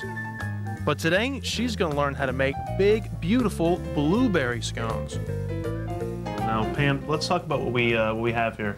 Because these things kind of look like scones, but I think you probably hurt somebody with this. Well, Tyler, I decided to make scones for my husband one morning, but I've never made scones before. So I put everything in my trusty mixer, and I melted the butter, turned it on, let it mix, put it in the oven, and this is what came out. And I hope you're not actually going to try one, because I think they're pretty tough. Yeah, I'm not going to try. I mean, you could probably build a house with these, so I wouldn't throw them away. Pam, what we're going to make today, it's a really good recipe. We're going to make orange glazed blueberry scones. They're nice. Okay, so let me show you what we have here. Basically, I think you had the right idea, all right, but there's a couple of techniques that you missed. All right, we're going to sift our ingredients. Okay, so I'm going to let you dump the stuff in here. We have 2 cups of flour. Okay. All right, then we have 1/3 of a cup of sugar. All right, we have some salt. There you go. And we have some baking powder. Okay, so we're gonna sift these things together, and this is gonna soften up the wheat germ and the flour. Now we have our dry ingredients mixed. All right, I'm gonna go into the mixer with this guy. Okay, and I'm just gonna turn this on low. Okay, and that's just to spin all the ingredients together and make sure the baking powder and the salt and the sugar is all well incorporated. All right, Pam, the next thing we're gonna add is 1/4 of a cup of butter. Okay, now this is not melted butter. All right, this is actually cold butter. Feel that? Now what happens? The flour coats the butter, all right, and when we make the dough and then expose it to the oven, which is 400 degrees, all right, the butter's going to begin to melt, all right, and that steam is going to produce a little hole, which is going to give your product lift. All right, see this? It's almost one product now. It's kind of yellow, all right, and then you can squeeze it together, and it starts to cake. Okay, so we're going to blend together our wet ingredients. 3/4 of a cup of buttermilk. Actually, add a cracked egg to this. We're going to whisk these ingredients together. I think one of the big problems you have with these particular scones, well, besides their dog biscuits, other than that, I'm teasing with you, you know that, is the fact that I think you really overwork the dough. They're very, very hard. Okay, so you want to work this together just until the ingredients are incorporated, and then shut it off. Okay. All right, we're gonna turn this mixer on low because I don't want to wear this flour. Okay, now what we're gonna do, we'll incorporate our wet ingredients, our buttermilk and our egg, all right, into our dry ingredients. Y'all see how this is starting to come together? Okay. 1, 2, 3, 4, 5. Shut it off. Now that we're ready to put our berries into the dough, let me give you a tip first. To keep them from sinking to the bottom of the scone, just coat them first with a little flour. Now also, the next trick to this, all right, I'm gonna incorporate these by hand because I don't want to turn my scone batter blue. All right, I want you to start folding that in. Now be really careful. All right, you just want to stir it together, all right, but you don't want to bruise the blueberries too much. Okay. All right. All right, here comes the fun part. All right, now we actually get to bake these guys. Okay, so now these are drop biscuits, so I'm gonna show you how to make one. Just scoop and drop. Leave room for the scones to spread when they bake. Pam, these guys are gonna go in the oven, all right, 400 degrees for about 15 minutes until they're golden brown. And you're gonna have scones that are really crusty on the outside and really soft on the inside. They're gonna be perfect. Let's get these guys in the oven. Pam, while the scones cook, let's make a nice little frosting to go on top of this. And this is actually called a fondant. Now it's a really simple sort of powdered sugar glaze that you find over a lot of sticky buns and that kind of thing. It's actually really easy to put together. Start with 2 cups of powdered sugar and 2 tablespoons of butter. Then add the zest of 2 oranges. All right, really important moment here. The buzzer just went off. Okay, you guys want to take a look at this? They look beautiful. Beautiful scones, ready? Mm-hmm. Pam's ready, I'm ready. Yep. Wow, they look great. They're beautiful, huh? And they really smell good, too. Gorgeous, very nice. Those are perfect. Let's go on, sister. Very cool. All right, now these are gonna cool down and we're gonna finish up this orange glaze. Juice the 2 oranges into the sugar and butter. Mix and heat over a double boiler until it starts to thicken for about 10 minutes. Taste it. Wow, it's delicious, very nice, sweet. Right? Very nice. Okay, now I want this to cool down just a little bit before we put it over the scones, because if it's hot, it's just gonna run all over the place. Okay, I think our scones are at right temperature.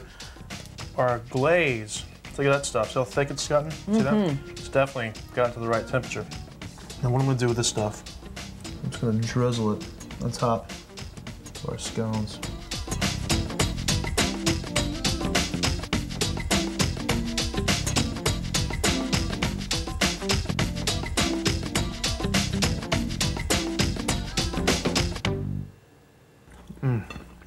Delicious. Isn't that great?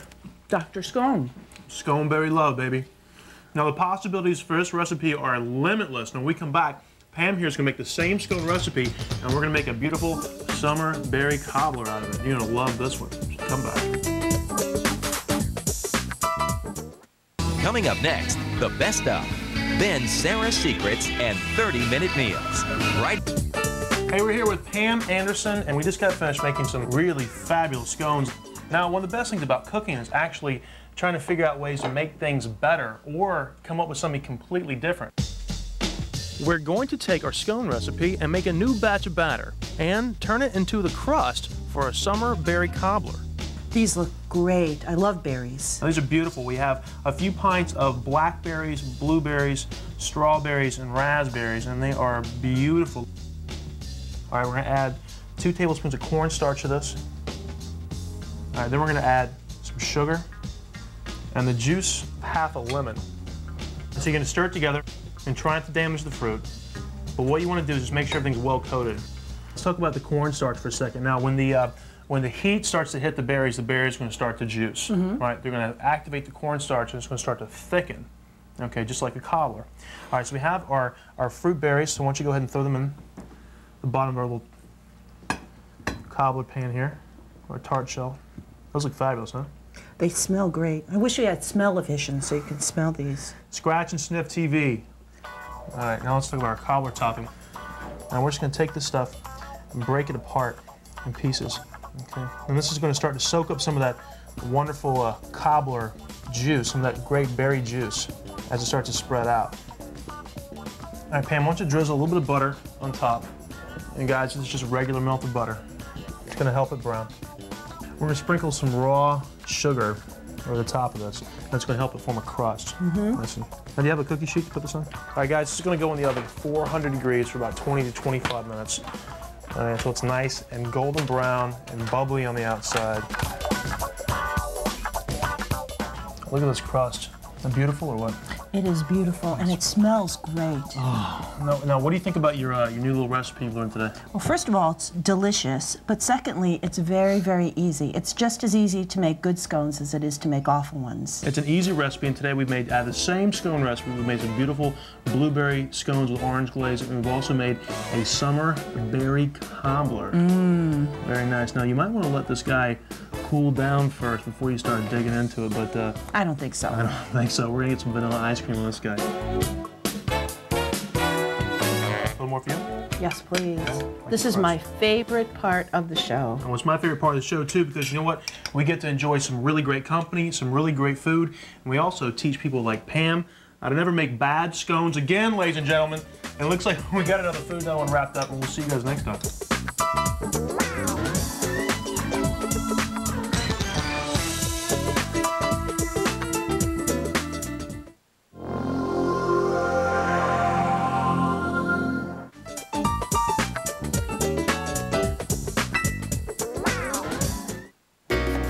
I'm Mark Silverstein. If you're looking for an elegant taste of yesteryear the next time you go out to eat, then you have to stay tuned and join us here in Washington, D.C.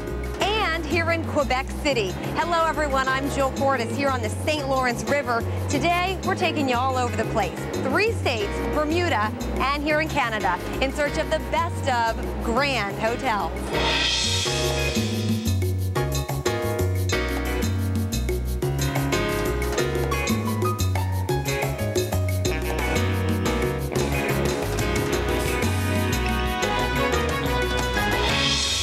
Here in Washington, D.C., you'll find out why this historic hotel is a presidential favorite and has been for more than 150 years. In New York, we'll share the secret behind the success of one of the most famous and richly elegant hotels in the world.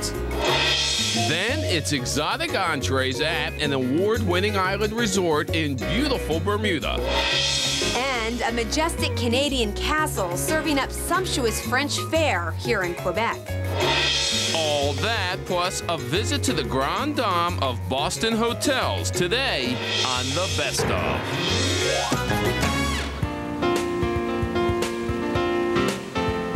The Willard Hotel in Washington, D.C. is where history resides. A mile from the U.S. Capitol, 2 blocks from 1600 Pennsylvania Avenue, the Willard is known as the residence of presidents, their home away from the White House.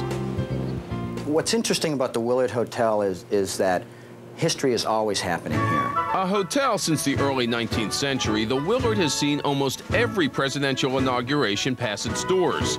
This parade for Grover Cleveland in the late 1800s, another for William McKinley a few years later. Nearly every president has stayed here. Abraham Lincoln actually had to be sneaked into the Willard before his inauguration because of an assassination threat. So what they did is they took him off the train north of Baltimore and they actually brought him into Washington at night, put him up at the Willard Hotel. He didn't even have his bags with him because they kept everything on the train so nobody's suspicions would be, you know, that nobody would say, oh, the president, you know, he's, you know. So they put him up in the hotel. He didn't even have any clothes to wear. Lincoln also didn't have enough money to settle his tab. He paid the $773 and change after he received his first presidential paycheck. Honest Abe's bill on display at the hotel. Power often seems on display here as well, but never so much as when President Ulysses S. Grant would come over from the White House to smoke his cigars, at the strong request of his wife. So he walks in the door here, and there's 50 guys standing there with boxes of cigars trying to backslap him and say, hey, you know... Do business with me. Let's do some business. In the lobby, thus the term... lobbyist. Yes, the term lobbyist created by events at the Willard. So much inspiration within these walls. A plaque outside notes that Julia Ward Howe wrote the Battle Hymn of the Republic here in 1861, after she was moved by passing Civil War troops. The hotel was also the site of a last-ditch peace conference to avoid the Civil War. It failed. A century later, the issues were still apparent. The Willard is where civil rights leader Martin Luther King wrote his I Have a Dream speech. The late 60s were a turbulent time, nowhere more so than right here in the nation's capital. The city was in bad shape, and so was the Willard. It closed its doors in '68, but somehow retained its presidential ties. Richard Nixon had his campaign headquarters there. The Willard stood empty for nearly 2 decades. Its interior was gutted. At one point, only a court order kept it from being demolished. Finally, in 1986, as D.C. recovered, so did the Willard. It was restored to its past glory, even improved. This, the look of Peacock Alley, where society women once showed off their fashions. There are elegant rooms that overlook the monuments. Executive chef Gerard Madani has served presidents, politicians, and the powerful, often in the hotel's formal dining room, the Willard Room. He jokes that his meals are of historic proportions. The entire experience, you would say, is a 10. Is a 10. It's hard to argue when Madani presents an appetizer like this lobster compression with tomato and cucumber julienne, or an entree like the Black Angus beef tenderloin chartreuse with a red wine sauce, perhaps only outdone by his pan-seared scallops. That's the color you're looking for? Exactly that. A nice golden brown.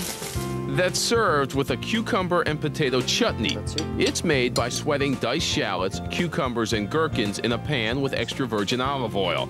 The chef then mixes in potato and chicken stock, parsley butter, and olive oil. It's a very simple dish to do at home. It's all topped with a verjus sauce, a dish that's one for the ages. Presidents would go for this? Oh, definitely. Even vice president and first ladies too.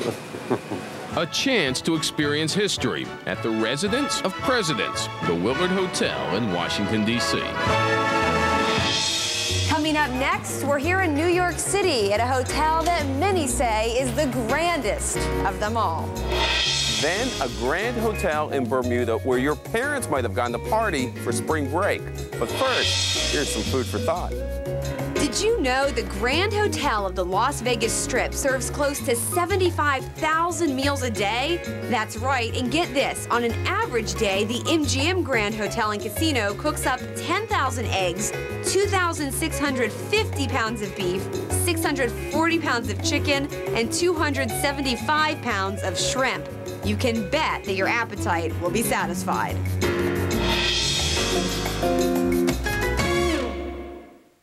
Need some help? When you arrive at the plaza, you feel compelled to do it in style. Hello, welcome to the plaza. Thank you, it's great to be here. For nearly a century, this grand hotel has played host to countless kings and queens, scores of composers, playwrights, and celebrities. They come to dine, sip tea, and stay in luxury. It's a landmark, a city landmark, a national landmark.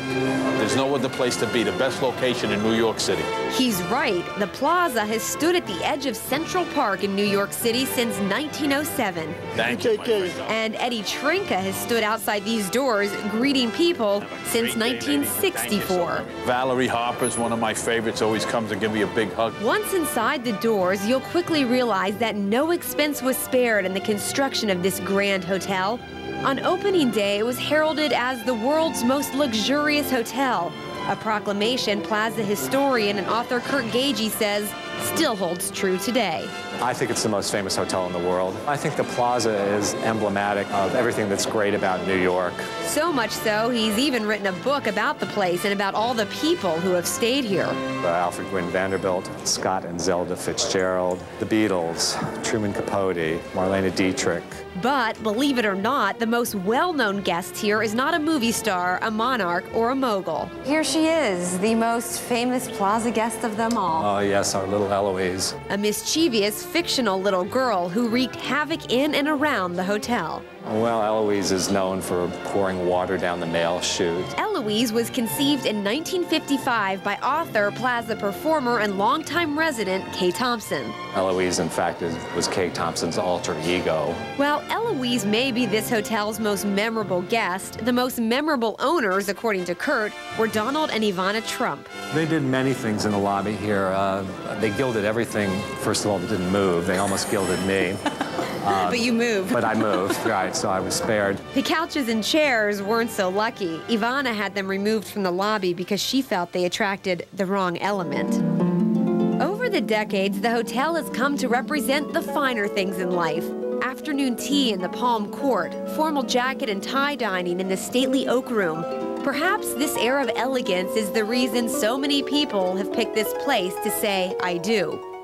And this man is responsible for making those matrimonial meals memorable. That's what we want people to enjoy, something they're not going to find anywhere else, any other hotel, any other home. Chef Mark Felix is known as the Mad Chef, as much for his creative cuisine as his unique personality. That's a funny trick here.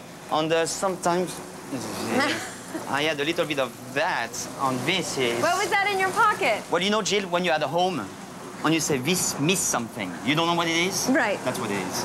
Chef Felix is preparing a succulent signature dish, roasted Colorado lamb. We buy the best product. He rubs the lamb with roasted garlic, Dijon mustard, and fresh herbs, then sears it and adds some wine.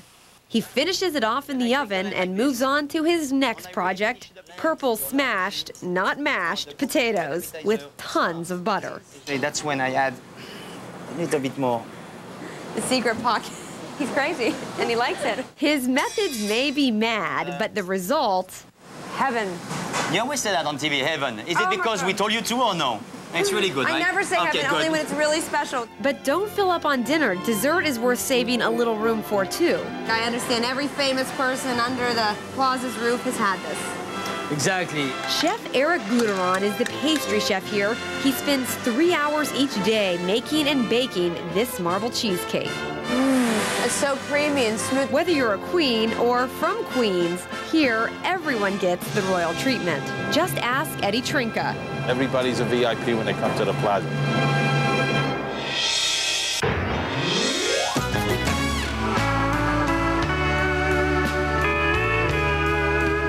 Out in the Atlantic Ocean, about 600 miles east of North Carolina, there's a chain of islands known best for its turquoise blue water, pink sand beaches, and unexplained occurrences.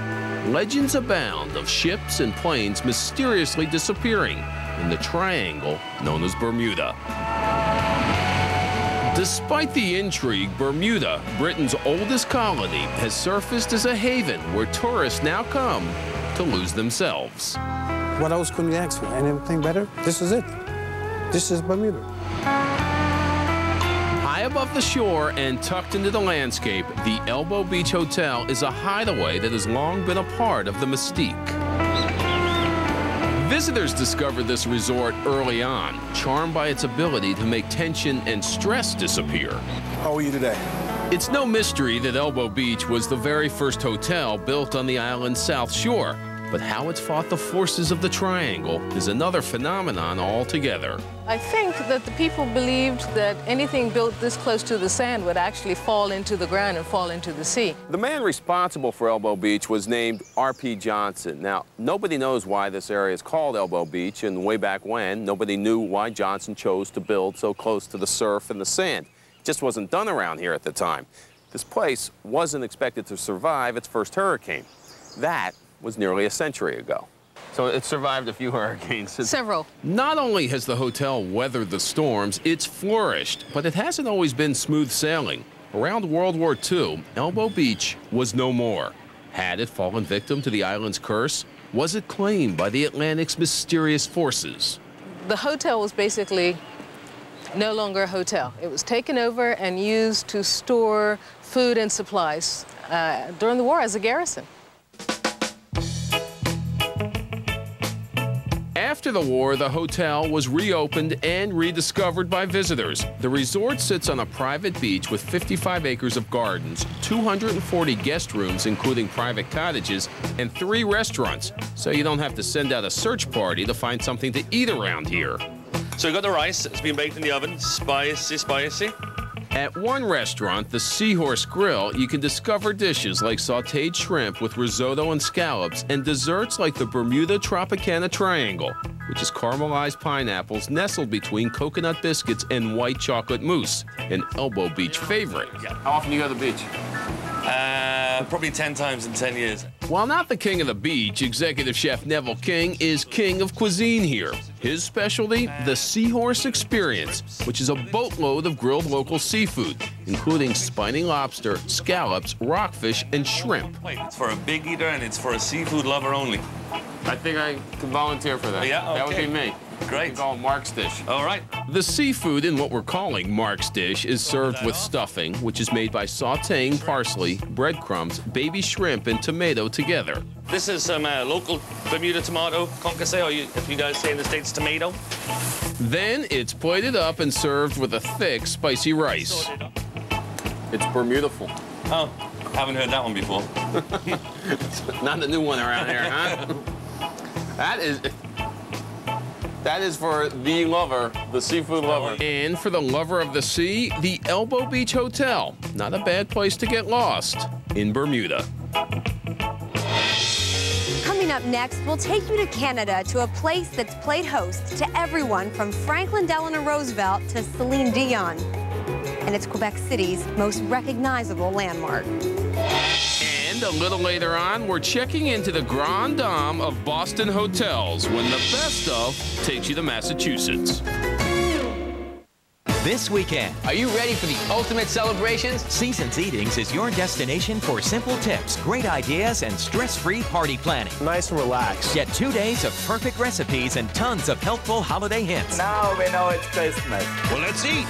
Seasons Eatings Weekend Marathon. This weekend starting at 2 on Food Network. You've got to try this. Does she have any teeth? Quebecers have a saying. It goes like this. Paris has the Eiffel Tower. Quebec City has Chateau Frontenac. It has become the signature of the city. It has become the ambassador of the city. Le Chateau Frontenac, a majestic structure located in the heart of Old Quebec. Canada started right where we are as we speak. Philippe Borel is the general manager and lifelong fan of the Frontenac. My first image, my first picture of Canada when I was a little boy of 12 was the Frontenac. It was built in the late 1800s by the Canadian Pacific Railroad. The goal, to entice travelers to this once distant corner of North America. So let's build some hotels. Inside, tour guides dressed as early employees and guests not only tell you the history, they take you there. Hello, Madame. Hi. Where are you taking us today? Well, I take you back to 1893. During the 50-minute tour, you learn that the railroad reached its goal. Travelers from all over the world have been lured to this luxurious property. Everyone from movie stars to royalty stayed here. Alfred Hitchcock filmed in this bar. FDR and Churchill secretly met here in 1943 to plan the D-Day invasion. Those pictures are from the conference. Over the years, this grand hotel has survived a fire and several facelifts. Today, there are 605 rooms on 18 floors, and guests can satisfy almost every need without ever leaving the premises. You can get your hair done, buy fresh flowers, and go shopping. And that doesn't even include the spa, the art gallery, and of course, the food. Chateaubriand is prepared tableside at Le Champlain, the hotel's premier dining room, one of 3 restaurants in the building. During the busy season, the Frontenac dishes out 3,000 meals a day from 4 kitchens with the help of 100 staff members. And this man is responsible for making sure it all runs smoothly. I love it. I think it's a passion. Executive Chef Jean Soulard. You have to make things simple, and when you make things simple, you have something really good. So simple is good in your book. This simple yet succulent dish is a golden-crusted lamb fillet.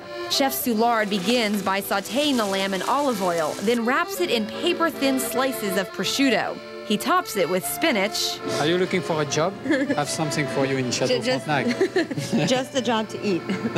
The crowning touch, the lamb is wrapped in phyllo dough and baked for 15 minutes. Et voilà. Ah, for me. Yes. A side note, A little Garden of Eden. most of the herbs Chef Soulard uses come from his herb garden on the roof of the hotel. It's also a place to escape the craziness of the kitchen. And you just hang up here by yourself and no one can find you. That's it. What a treat. It's hard to say what's more memorable, the architecture or the food. It's okay. Merci. No matter what you order, the meals here are fit for a king or a queen or anyone else who wants the royal treatment for a night. This castle on a hill, the Chateau Frontenac, a landmark that has graced Quebec City with its presence for more than a century. Coming up next, we'll tell you why this legendary New England hotel is a Boston landmark when the best of takes you to Massachusetts. Coming up next, Sarah's Secrets, then 30-minute meals and calling all cooks, right here on Food Network. Today we've profiled some of the most glamorous grand hotels in North America. Now, if you're ever in Boston, you might want to check out this place, the Fairmont Copley Plaza. Not only is it known as the Grand Dame of Boston hotels, but it has roots that run deep in this city's history. It was designed to be palatial. When you walked in the lobby, you were supposed to feel like you were in a palatial setting, that you were going to be, you were important. The Grand Dame of Boston Hotels had its grand opening in 1912. Built as a sister operation to other luxury hotels like the Plaza, famed in New York, it cost $4 million, a fortune at the time. An old menu from the 1940s shows the Fairmont's meals were fairly extravagant. Well, here's the best deal, glazed Welsh rabbit, 80 cents. And that came with a Mexican glass of beer, or ale, or coffee, or Sanka. There you have it. So the prices changed a little? A little bit, not much. We just added a zero. Prices stay the same. It's quite fine. The hotel may well be defined by its lobby. Opulent, sophisticated, certainly adult-like. You feel like you have to be dressed up just to walk through it. As for attire, it's what celebrity debutantes used to wear on their heads that gave the hotel's legendary entranceway its name. It's called Peacock Alley, for the feathers on the hats of society women making their way to events. Presidents have walked down this hallway, and actors and actresses and debutantes, and this is where you walk. And the hotel's historic Oak Bar was where you went to see and be seen. With its dark woods, high ceilings, and impressive art, this is a place that means business, serious business. What kind of business deals do you think have happened in that room? Importance.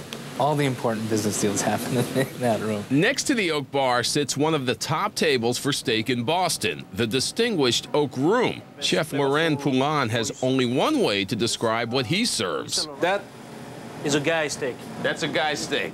Glad he said it. More to the point, the New York strip is 16 ounces, the ribeye 24 ounces, and the rack of lamb comes with 3 double chops. This is also a restaurant that goes through 200 lobsters a week. It is Boston, after all, a city with a legendary hotel, the Fairmont Copley Plaza. If you want to tell us about your favorite place or want to know more about the grand hotels we featured on today's The Best Of, you can log on to our website at www.foodtv.com. Who knows, you might even end up on TV.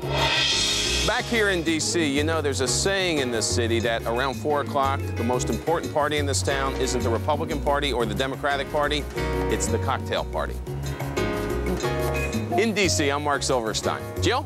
Mark, while you're having your cocktails, I'm having tea. That's because at the Plaza, 4 o'clock is tea time in the legendary Palm Court, a tradition in this grand hotel since 1907. How civilized.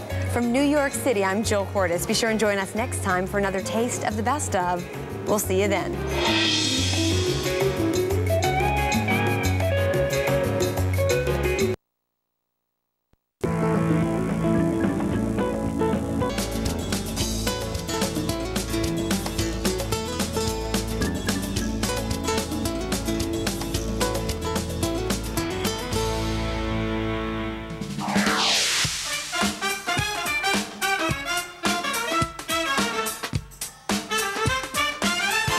Hi, everybody. Welcome to Food 911. I'm Tyler Florence, and today we're on the west side of Manhattan at Central Fish Market. But today, we're not talking about fish. We're talking about oysters. We're also here to help Chris Stolpen. Now, Chris loves oysters on the half shell, but the last time we tried to make them at home, well, let's just say he got so frustrated he wanted to take a sledgehammer to him. Let me show you what I'm talking about.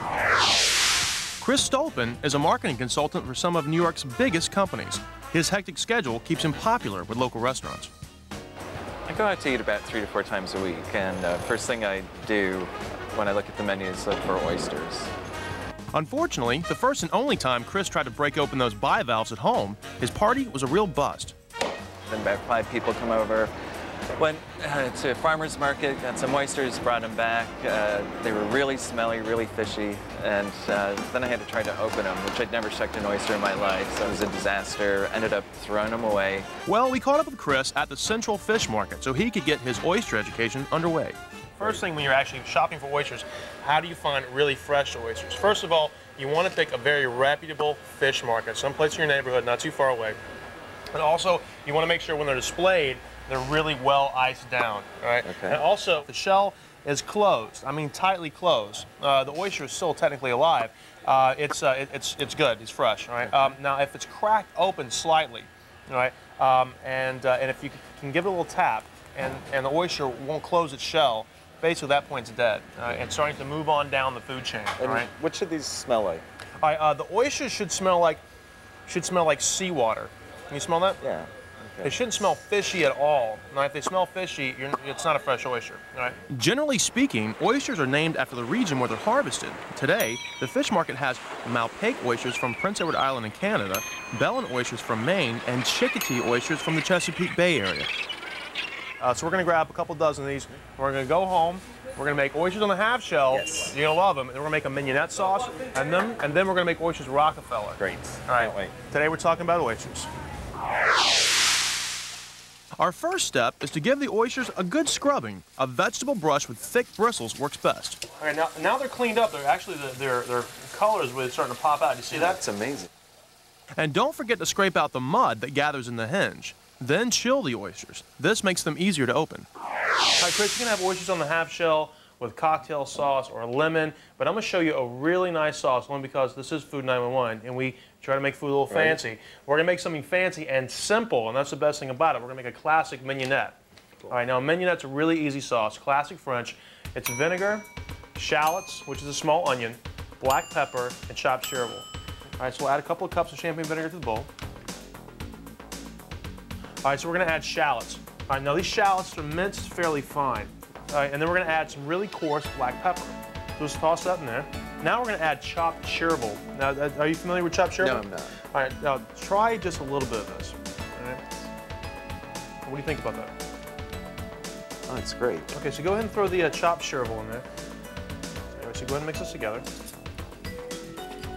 And last but not least, we're going to add the juice, all right, of a half a lemon. All right, Chris, try this. I want you to taste the vinegar, the shallots, the pepper, and the chervil at the same time. Wow. Isn't that great? That's amazing. All right, French cocktail sauce. Wonderful. All right, now we made the sauce. Let's crack some oysters. Now, which you want to crack open? All right, so you're going for the Chickatee? Yep. Okay, I'm going for the Malpaic. All right, now basically, all oysters are the same thing. Even the Bellin oyster right here, they're all connected with a hinge, all right, bivalve. 2 shells connected with a hinge. All right, so that's your guy right there. All right. You're going to put the fat side, right, in the palm of your hand. All right, the ball and the glove. Hinge facing, exactly, hinge facing you. An oyster knife is designed with a short but strong blade. Slide the tip into the hinge as far as it'll go, and then twist. You got it? No, hold on, okay, wait. You got it? Yeah, see? look, okay, look, see look, that? look. Okay, Yeah. all right, hold on, whoa. Wait. You did good, you did good. All right, so crack it open, pull your blade back out. Wipe any of the grit from your blade so it doesn't get inside the oyster. Then, gently cut the muscle where it connects to the top of the shell. Show everybody at home. See that? Is that it? You did it. Congratulations. Wow. You did. Isn't that beautiful? All right, now we have a perfect, non-mangled, gorgeous oyster. All right, now it's still connected. So at this point, what you're going to do, all right, is go from the bottom half and just loosen the shell. All right, you see that? All right. Take a little bit of mignonette. All right, right on top. All right. Cheers. Cheers. How was that, my friend? Unbelievable. Thank you. You're welcome. We're going to let Chris sharpen his shucking skills because when we come back, we're going to make a true oyster treasure, Oysters Rockefeller. And later, what's more indulgent than oysters? Try chocolate. We're talking chocolate mousse, baby, when Food 911 continues. Hey, all that kale's down. And shuck oysters on the half shell, and now he's going to earn his sea legs with a whole new dish, Oysters Rockefeller. All right, Chris, you did a really good job shucking oysters, but now we're going to move on to a whole different dish. All right, now we're going to make Oysters Rockefeller. Perfect. You're going to learn how to master it, and it's a really easy dish. All right, so we're going to start off with 4 tablespoons of butter. That looks great. All right, now we're going to throw in the garlic, and basically what we're making now is a garlic butter. Then pour half of the garlic butter into a 1/3 cup of breadcrumbs. Japanese panko breadcrumbs are a good choice for a beautiful presentation and crunchy texture. So now we're going to throw in some shallots into the pan. There we go. Very good. I did too. All right, great. All right, great. Now next we're going to add the spinach.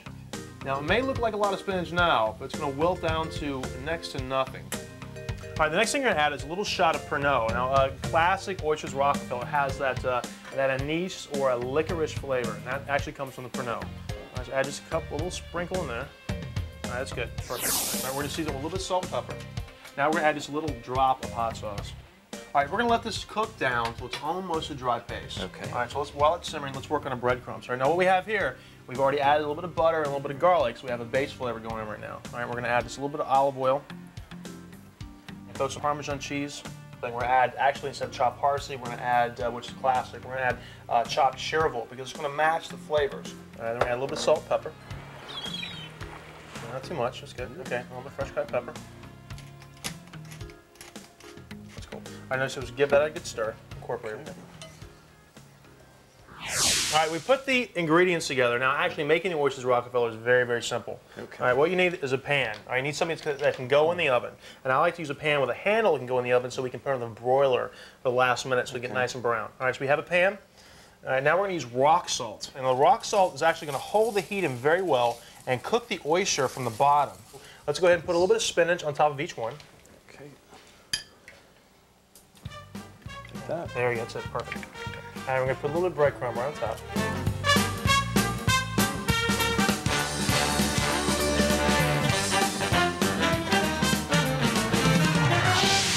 Beautiful, right? Can't believe it. You happy? So simple. You feel good? Yeah. All right, now I'm going to put a little bit of olive oil on the top of each one, just to get a little flavor, help it brown.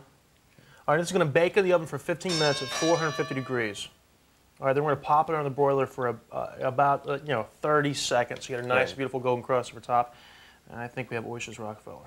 Cool. The first time Chris tried cracking oysters for his friends, they ended up ordering out for dinner. Chris promised he'd make it up to them, so we invited a few of them over for a new and improved oyster party.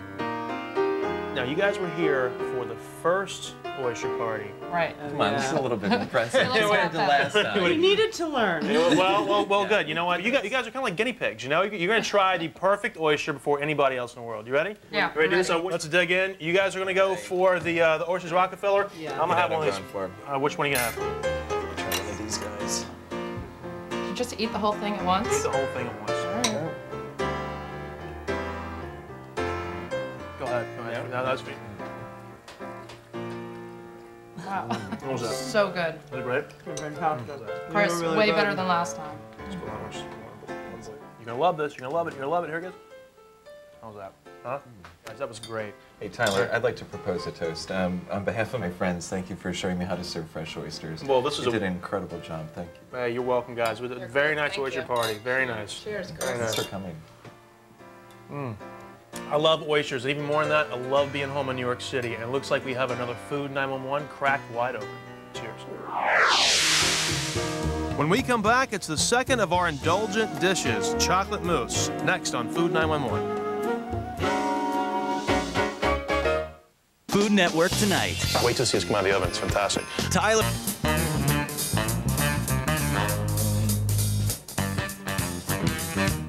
Chocolate, chocolate, chocolate. Hi, everybody. I'm Tyler Florence, and welcome to Food 911. Did you know that chocolate is craved more than any other food?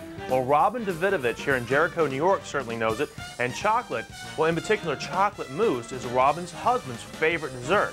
Well, every time she attempts to make chocolate mousse, it looks more like chocolate chipped whipped cream than chocolate mousse.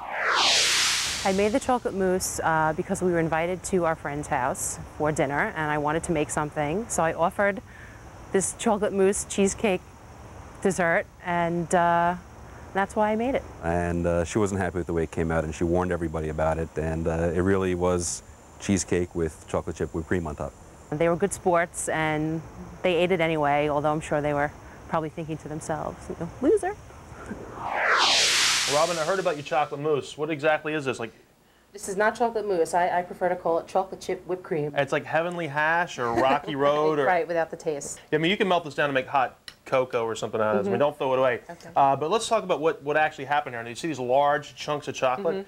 Now, basically, chocolate contains a fat called cocoa butter. Right? And like any fat, when it hits something cold, it'll solidify, it'll seize. All right? So basically, if we put butter in the refrigerator, it'll harden. If you put hot or warm chocolate into cold cream, it will lock up and seize, forming chunks like that. To show Robin what I meant, we recreated the steps that landed her in this mousse mishap. We took some warm melted chocolate and mixed it into some cold whipped cream. The results were hardly mousse-like. You feel that? You feel it's starting to get thick and hard? Not mixing well It's at not all. mixing well at all, right? So we just learned a really valuable lesson about chocolate. It's called tempering the chocolate, all right? And basically what I mean by tempering is trying to make two temperatures as equal as possible before you mix them together. With my mousse demonstration over, it's time for our new and improved dessert. Start with a double boiler or place a stainless steel bowl over some lightly simmering water. Then add 6 ounces of semi-sweet chocolate and 3 tablespoons of unsalted butter. While that melts down, we move on to what gives mousse its moussiness, egg whites. Okay, so what we're gonna do, we have 3 egg whites. All right, go ahead and throw that in the bowl. Okay. Now we're gonna sweeten the egg whites with a 1/4 cup of sugar. Okay. Now that's gonna give it some sweetness. Now we're gonna give it some stability with a little cream of tartar. Now we're just gonna add just a pinch of cream of tartar. All right, now crank it up. Okay. Whip the egg whites until they form stiff peaks. All right, I think we have stiff peaks. I think we're at that point. See that? Nice stiff peaks. See that? Nice stiff little mountain. The egg whites will give the chocolate mousse that really very soft fluffiness. Okay. But egg whites aren't very rich. Can you taste that? They're very creamy, very light. Very light. They're not very rich. Right. Okay, so we're going to add another element to that. We're going to add heavy cream. But we're also going to whip that so it's also nice and light and fluffy.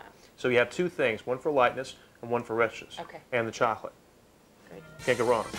To get the whip into our whipped cream, we pour 1/2 cup of cold, heavy cream and a 1/2 teaspoon of vanilla extract into a chilled bowl. Then it's time to scale some more peaks.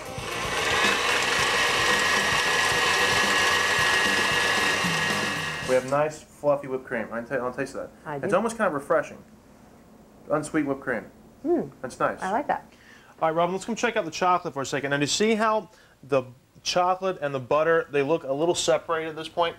You see that? Okay, basically, well, watch this. All right, we're just going to stir this together. All right, and see how they completely combine into one smooth paste. Yum. See that? Looks great. That looks great. Smell that. Good melted chocolate, man. There's nothing better. That smells great. That's heaven. The final step in preparing the chocolate is to mix in 3 egg yolks one at a time. Make sure your chocolate is warm, not hot, otherwise your eggs will start to scramble, giving your chocolate a lumpy, grainy texture. What you have here, the base for chocolate mousse. All right. And we are 3 steps away from completing some fantastic chocolate mousse. Great. Those 3 steps to killer chocolate mousse are coming up next on Food 911. Nothing says love like chocolate. We're here in Jericho, New York, helping Robin Davidovich, whose chocolate mousse had run amok. We're on the case and all of our ingredients are ready to go. Now it's time to fold them together. All right, the first thing we're going to do, all right, we're going to add our egg whites. Okay. All right, so just take the egg whites, put it straight on top of the chocolate. Okay. All right, and then we'll work on the folding thing together. Okay, dump everything in. Just dump it all at one time. Okay. Our fluffy egg whites.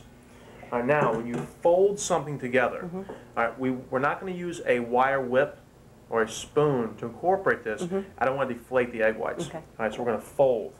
All right, so basically what we're going to do, all right, you start from the bottom, all right, stir over. It takes a couple of minutes. Get the feel of that. Okay.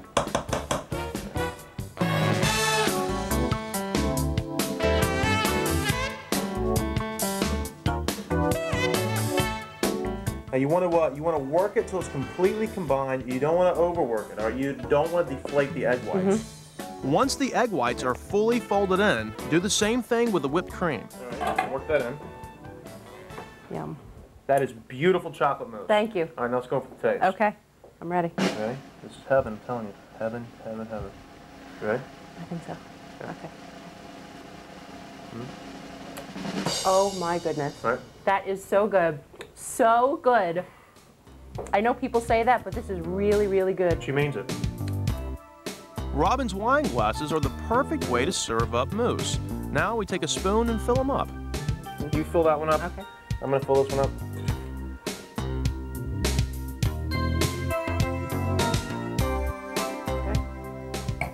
Tap, tap, 1, 2, 3.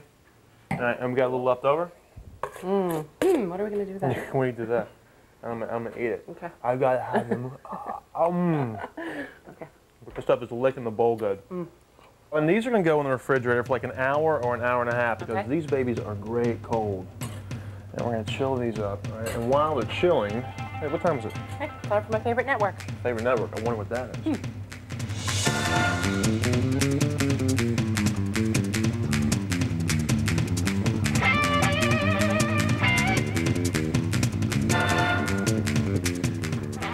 Ooh! Yum! Look at that.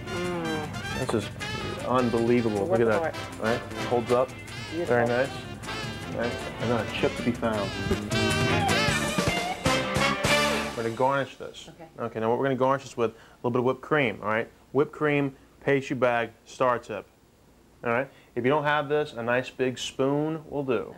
All right, but we're going to make it fancy because this is Food 911, of course. All right, what we're going to do, all right, we'll start in the center.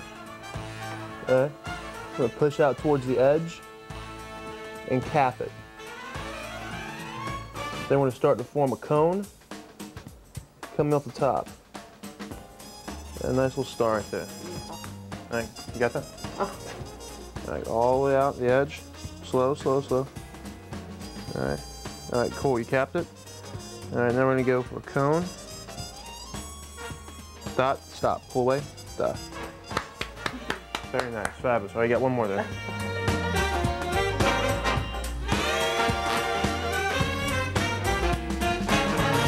All right, now we're gonna shave a little bit of chocolate on top of each one, kind of give it that little personal touch. Beautiful. You know?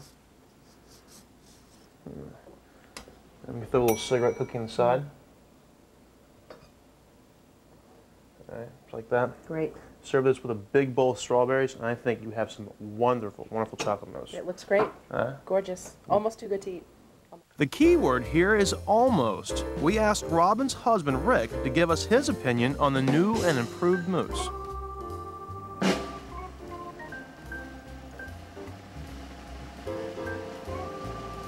Oh my God.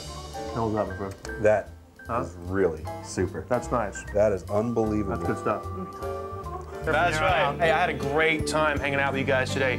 And from the Food Network family to your family, I want to wish you a safe and happy holiday. Take care, everybody. I'll see you next time.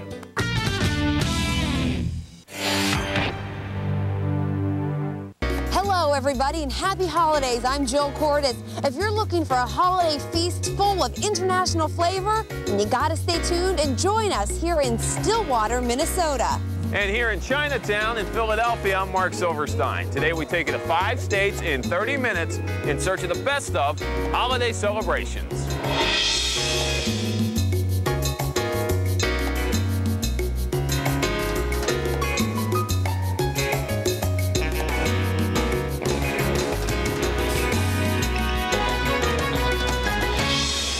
Our celebrations begin in Hawaii, the Aloha State, with a tasty and traditional Japanese-American party here in paradise.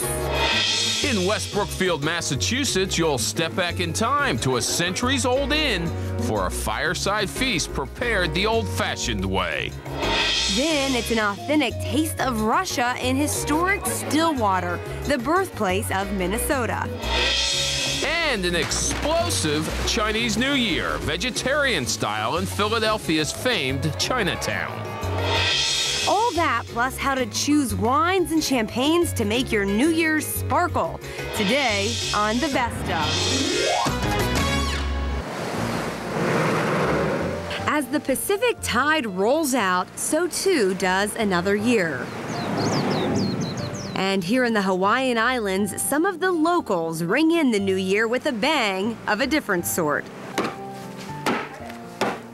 It's called mochi pounding, a Japanese tradition handed down through the generations. A holiday tradition with deep meaning for Ron and Jean Nishimoto, who made me part of the family for a day. It's just for good luck, and it's the family just getting together, and they form it into these little mochi, they call it mochi balls. Making the little good luck rolls out of rice is quite a big production, one that requires a big family. It all begins with a large rice cooker. And then we steam it up, which takes about, the first batch, maybe about an hour or so. Once the rice is cooked just right, it's poured into what's called an ushu, an oversized bowl made out of rock. This particular ushu is Ron and Jean's family tree, petrified. That ushu, that rock there that we pound the mochi in, it's been passed on from my grandfather to my father to me, and now it's being passed on to those guys. Wow. The wimps of the family may want to stay seated for the next couple steps. The mochi is mixed until it becomes sticky and pliable. Okay, now I think I'm ready to take turns. You're first. 3 times. 3 times. Yeah. Then it's time to take out all those aggressions that built up over the past year and mash that mochi. Whoa. 3 hits for each person, then dip the masher into some water to prevent the rice from sticking to it. Who needs a workout in the gym when there's mochi to make? No wonder you guys eat all day. You work up such an appetite. The end result is a thick dough. It's rolled in a potato starch and divided up among the family. From grandmothers to grandchildren, everyone needs the mochi. The object is to try and get it so that it's a flat surface that has no cracks. It's a smooth surface. So press the middle and just pinch. Some are plain, others are stuffed with peanut butter or a bean paste. So do you like to eat these? Yeah, I like to eat the peanut butter one. That's my favorite. It's an acquired taste. Do you like to eat mochi? You don't. But not all of the mochi is meant for a meal. Some are stacked, then topped off with a tangerine. Symbols that are put in homes and cars, all in hopes that the new year will be a fruitful one. I think the original idea for Ron was to keep the tradition going because, it's getting to be a lost art. The rest of the holiday spread is just as traditional as the mochi pounding. This is the mustard shoyu, which is the mustard and the soy sauce. And this is the traditional ahi that we eat at New Year's. Some fresh ahi. Yes, this is the traditional New Year dish with the mochi for good luck and prosperity throughout the new year. Good luck, great food, and new friends. I feel right at home. In fact, how do you say Happy New Year in Japanese? Shinnen akemashite omedetou gozaimasu. Okay, I don't think I'll ever manage to say that. But happy holidays, happy New Year. This is wonderful. Thank you so much.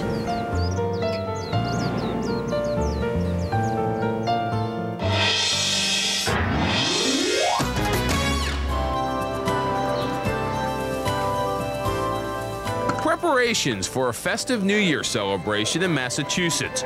Although with the prime rib roasting on an antique rotisserie, and the apple pie prepared the way great-grandma used to make it, even baked in an 18th century beehive oven, it's not very clear what year we're celebrating here.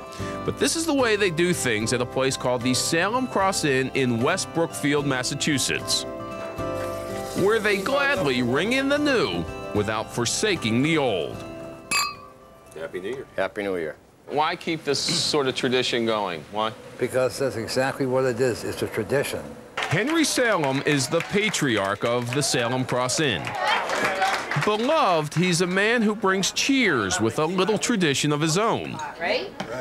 Call it the annual dolloping of the whipped cream atop the hearty apple pie. Do you like it or do you love it? I love it. Like it or love it, he asks. Either response brings more than enough for dessert. You love it, or like it? I love it. When it comes to the inn itself, the answer is easy. Henry loves it. Well, it's a very beautiful place. The setting is beautiful. And you open your eyes, you know why. I mean, this is a very beautiful place. A Salem's cross is this thing. It's a symbol the old early superstitious settlers used to put on their homes to ward off a hex from witches. The fact that the current owner's last name happens to be Salem is only a coincidence, a very fascinating coincidence. Early on, the Salems noticed the mark on an antique door handle. It wards off the hex? It wards off witchcraft. It's a hex mark. And it's called? The Salem Cross. And your name? It's Salem. Coincidence? Complete coincidence. Unreal. Thus, a name is born. Now the Salem's Cross can be found all over the inn, along with a whole bunch of other collectibles. A double spinning wheel, an old chandelier since modernized with electricity, and he has his own bygone devices too, perfect for cooking the New Year's feast. For instance, this rare roasting jack works like a grandfather's clock. Weights turning the wheels, which then rotate the prime rib in front of a raging fire. And get this, they test the doneness of the meat by putting in skewers, then checking the temperature against their upper chin. Don't try that at home. And leave this to the pros, too. All your movements have to be really quick, because that is super, super hot. You got to be fast there, huh? Yes. Alan Tonelli practically burns calories cooking up the inn's famed chowder of the sea. This fire is so hot it cooks 15 gallons in minutes. 7, 8, 9, 10, 11, 12. One more. For good luck. Okay, good. And some newts. I have newt. Leave out the newts, but the 18th century process is bewitching.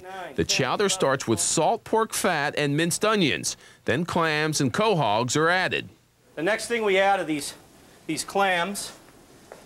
They're quahogs as well, but they're chopped. It adds a great texture and an awesome flavor. We're going to dump them right in. Next comes haddock, followed by a whole bushel of chopped clams and clam broth. Heat till you can't take it in this kitchen anymore. Here, come on, bring the camera over this way. Come on, get in there. Look at that stuff boil. Then, after it cools some, add warm cream and roux to thicken. I think you should give it a shot. I think give it a shot. You know, I just don't think that pot's going to be enough. We go through it.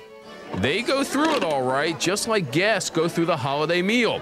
At the end, some spiced wine, heated by old-time mulling irons pulled right from that fire.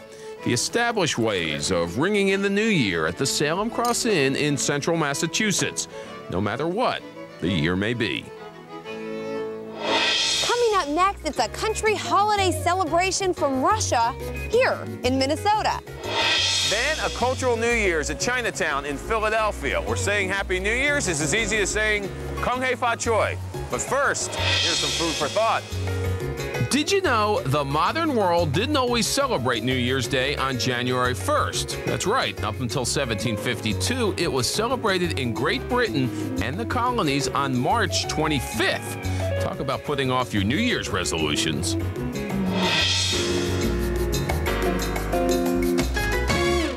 This Food Network program brought to you by Marshall's, brand names for less.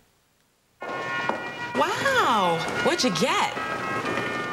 Gorgeous Spanish vases, lumbered hand-stitched leather, and Italian cashmere's Bella di Milano, England's finest china from all around the world. German gourmet cookware, Parisian perfume, Belgian chocolates. Unique gifts from all around the world at incredible prices. It's exciting, all right. Marshall's. This weekend. Are you ready for the ultimate celebrations? Seasons Eatings is your destination for simple tips, great ideas, and stress-free party planning. Nice and relaxed. Get 2 days of perfect recipes and tons of helpful holiday hints. Now we know it's Christmas. Well, let's eat. Seasons Eatings Weekend Marathon. This weekend starting tomorrow at 2 on Food Network. Oh, the weather outside is frightful, but the fire is so delightful. Since we've got no place to go, let it snow, let it snow, let it snow.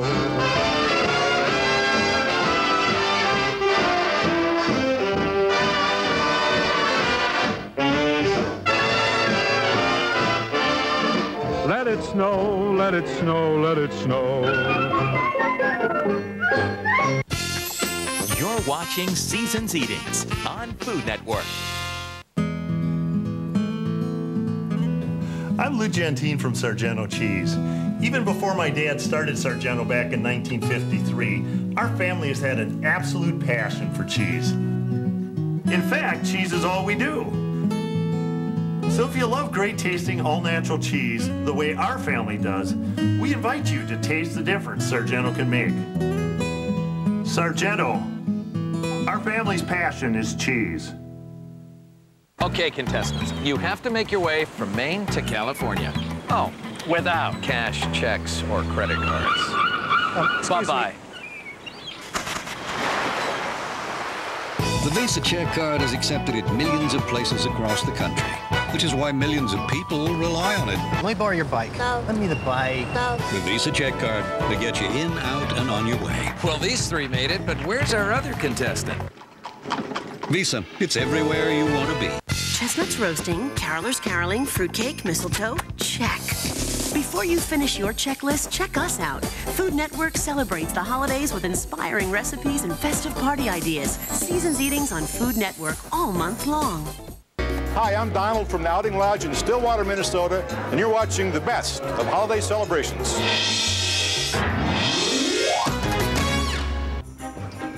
This is the story about a place where the sleigh bells are ringing, the snow is a-glistening, and I'm riding to this winter wonderland, to the Outing Lodge here in Stillwater, Minnesota, where inside they're preparing a Russian holiday feast with food fit for a czar. From the music to the meal. It's all very Russian, and we research the menus and talk with people. It's a New Year's celebration as Russian as Red Square, with about as many courses as there is flatware. Well, in Tsarist Russia, everything was very ostentatious, so they wanted to show you all the flatware they had and all the glasses, and so we have all the flatware for all 10 courses here. And of course, the secret is simply start from the outside and work your way in. So it's the same as any other place, you just have more to cover. Exactly. Guests also have to cover up for the horse-drawn sleigh ride. No matter if it's Siberia or Stillwater, Minnesota, freezing temperatures speak the same international language. Cold. The winter's fun. And if you're a Minnesotan, you better like the winter. Once the sleigh bells have silenced and the fire is stoked, it's time to warm up some wine, the other Russian drink. Now, Russians drink a lot of vodka. What about wine? The Russians enjoy wine, but they enjoy good French wine, as a matter of fact. So tonight we're serving a very nice Rhone wine. This goes with the 8th course, which is the stuffed tenderloin stuffed with foie gras and truffles. So I'm slightly ahead of myself because this goes with the 8th course. Yes. I haven't even started my first. But Nostrovia. Nostrovia. Thank you. One of the beginning courses, borscht, a traditional Russian soup with duck, beef, and grilled sausage.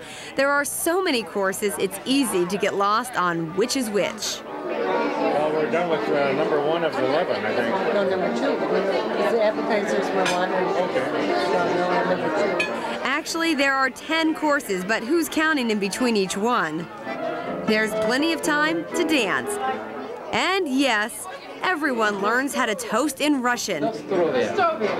Means to your health. In this case, it could also mean bring on the next course, like breast of chicken with white truffle butter and the potato demi-doff infused with cognac. The order in which they're served has a definite rhyme and reason. The key is with so many courses, and they're very complicated courses, to remain focused with all the different elements to each course.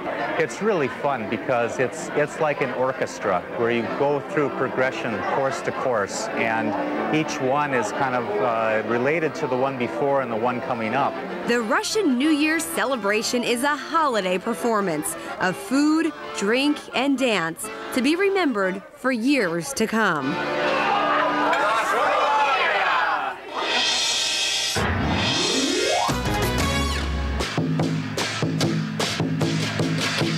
In Philadelphia's famed Chinatown, the mighty dragon and powerful lion serpentine through the streets.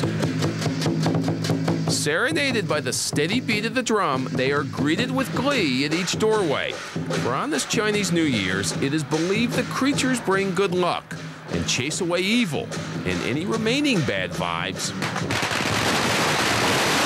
are wiped out by firecrackers.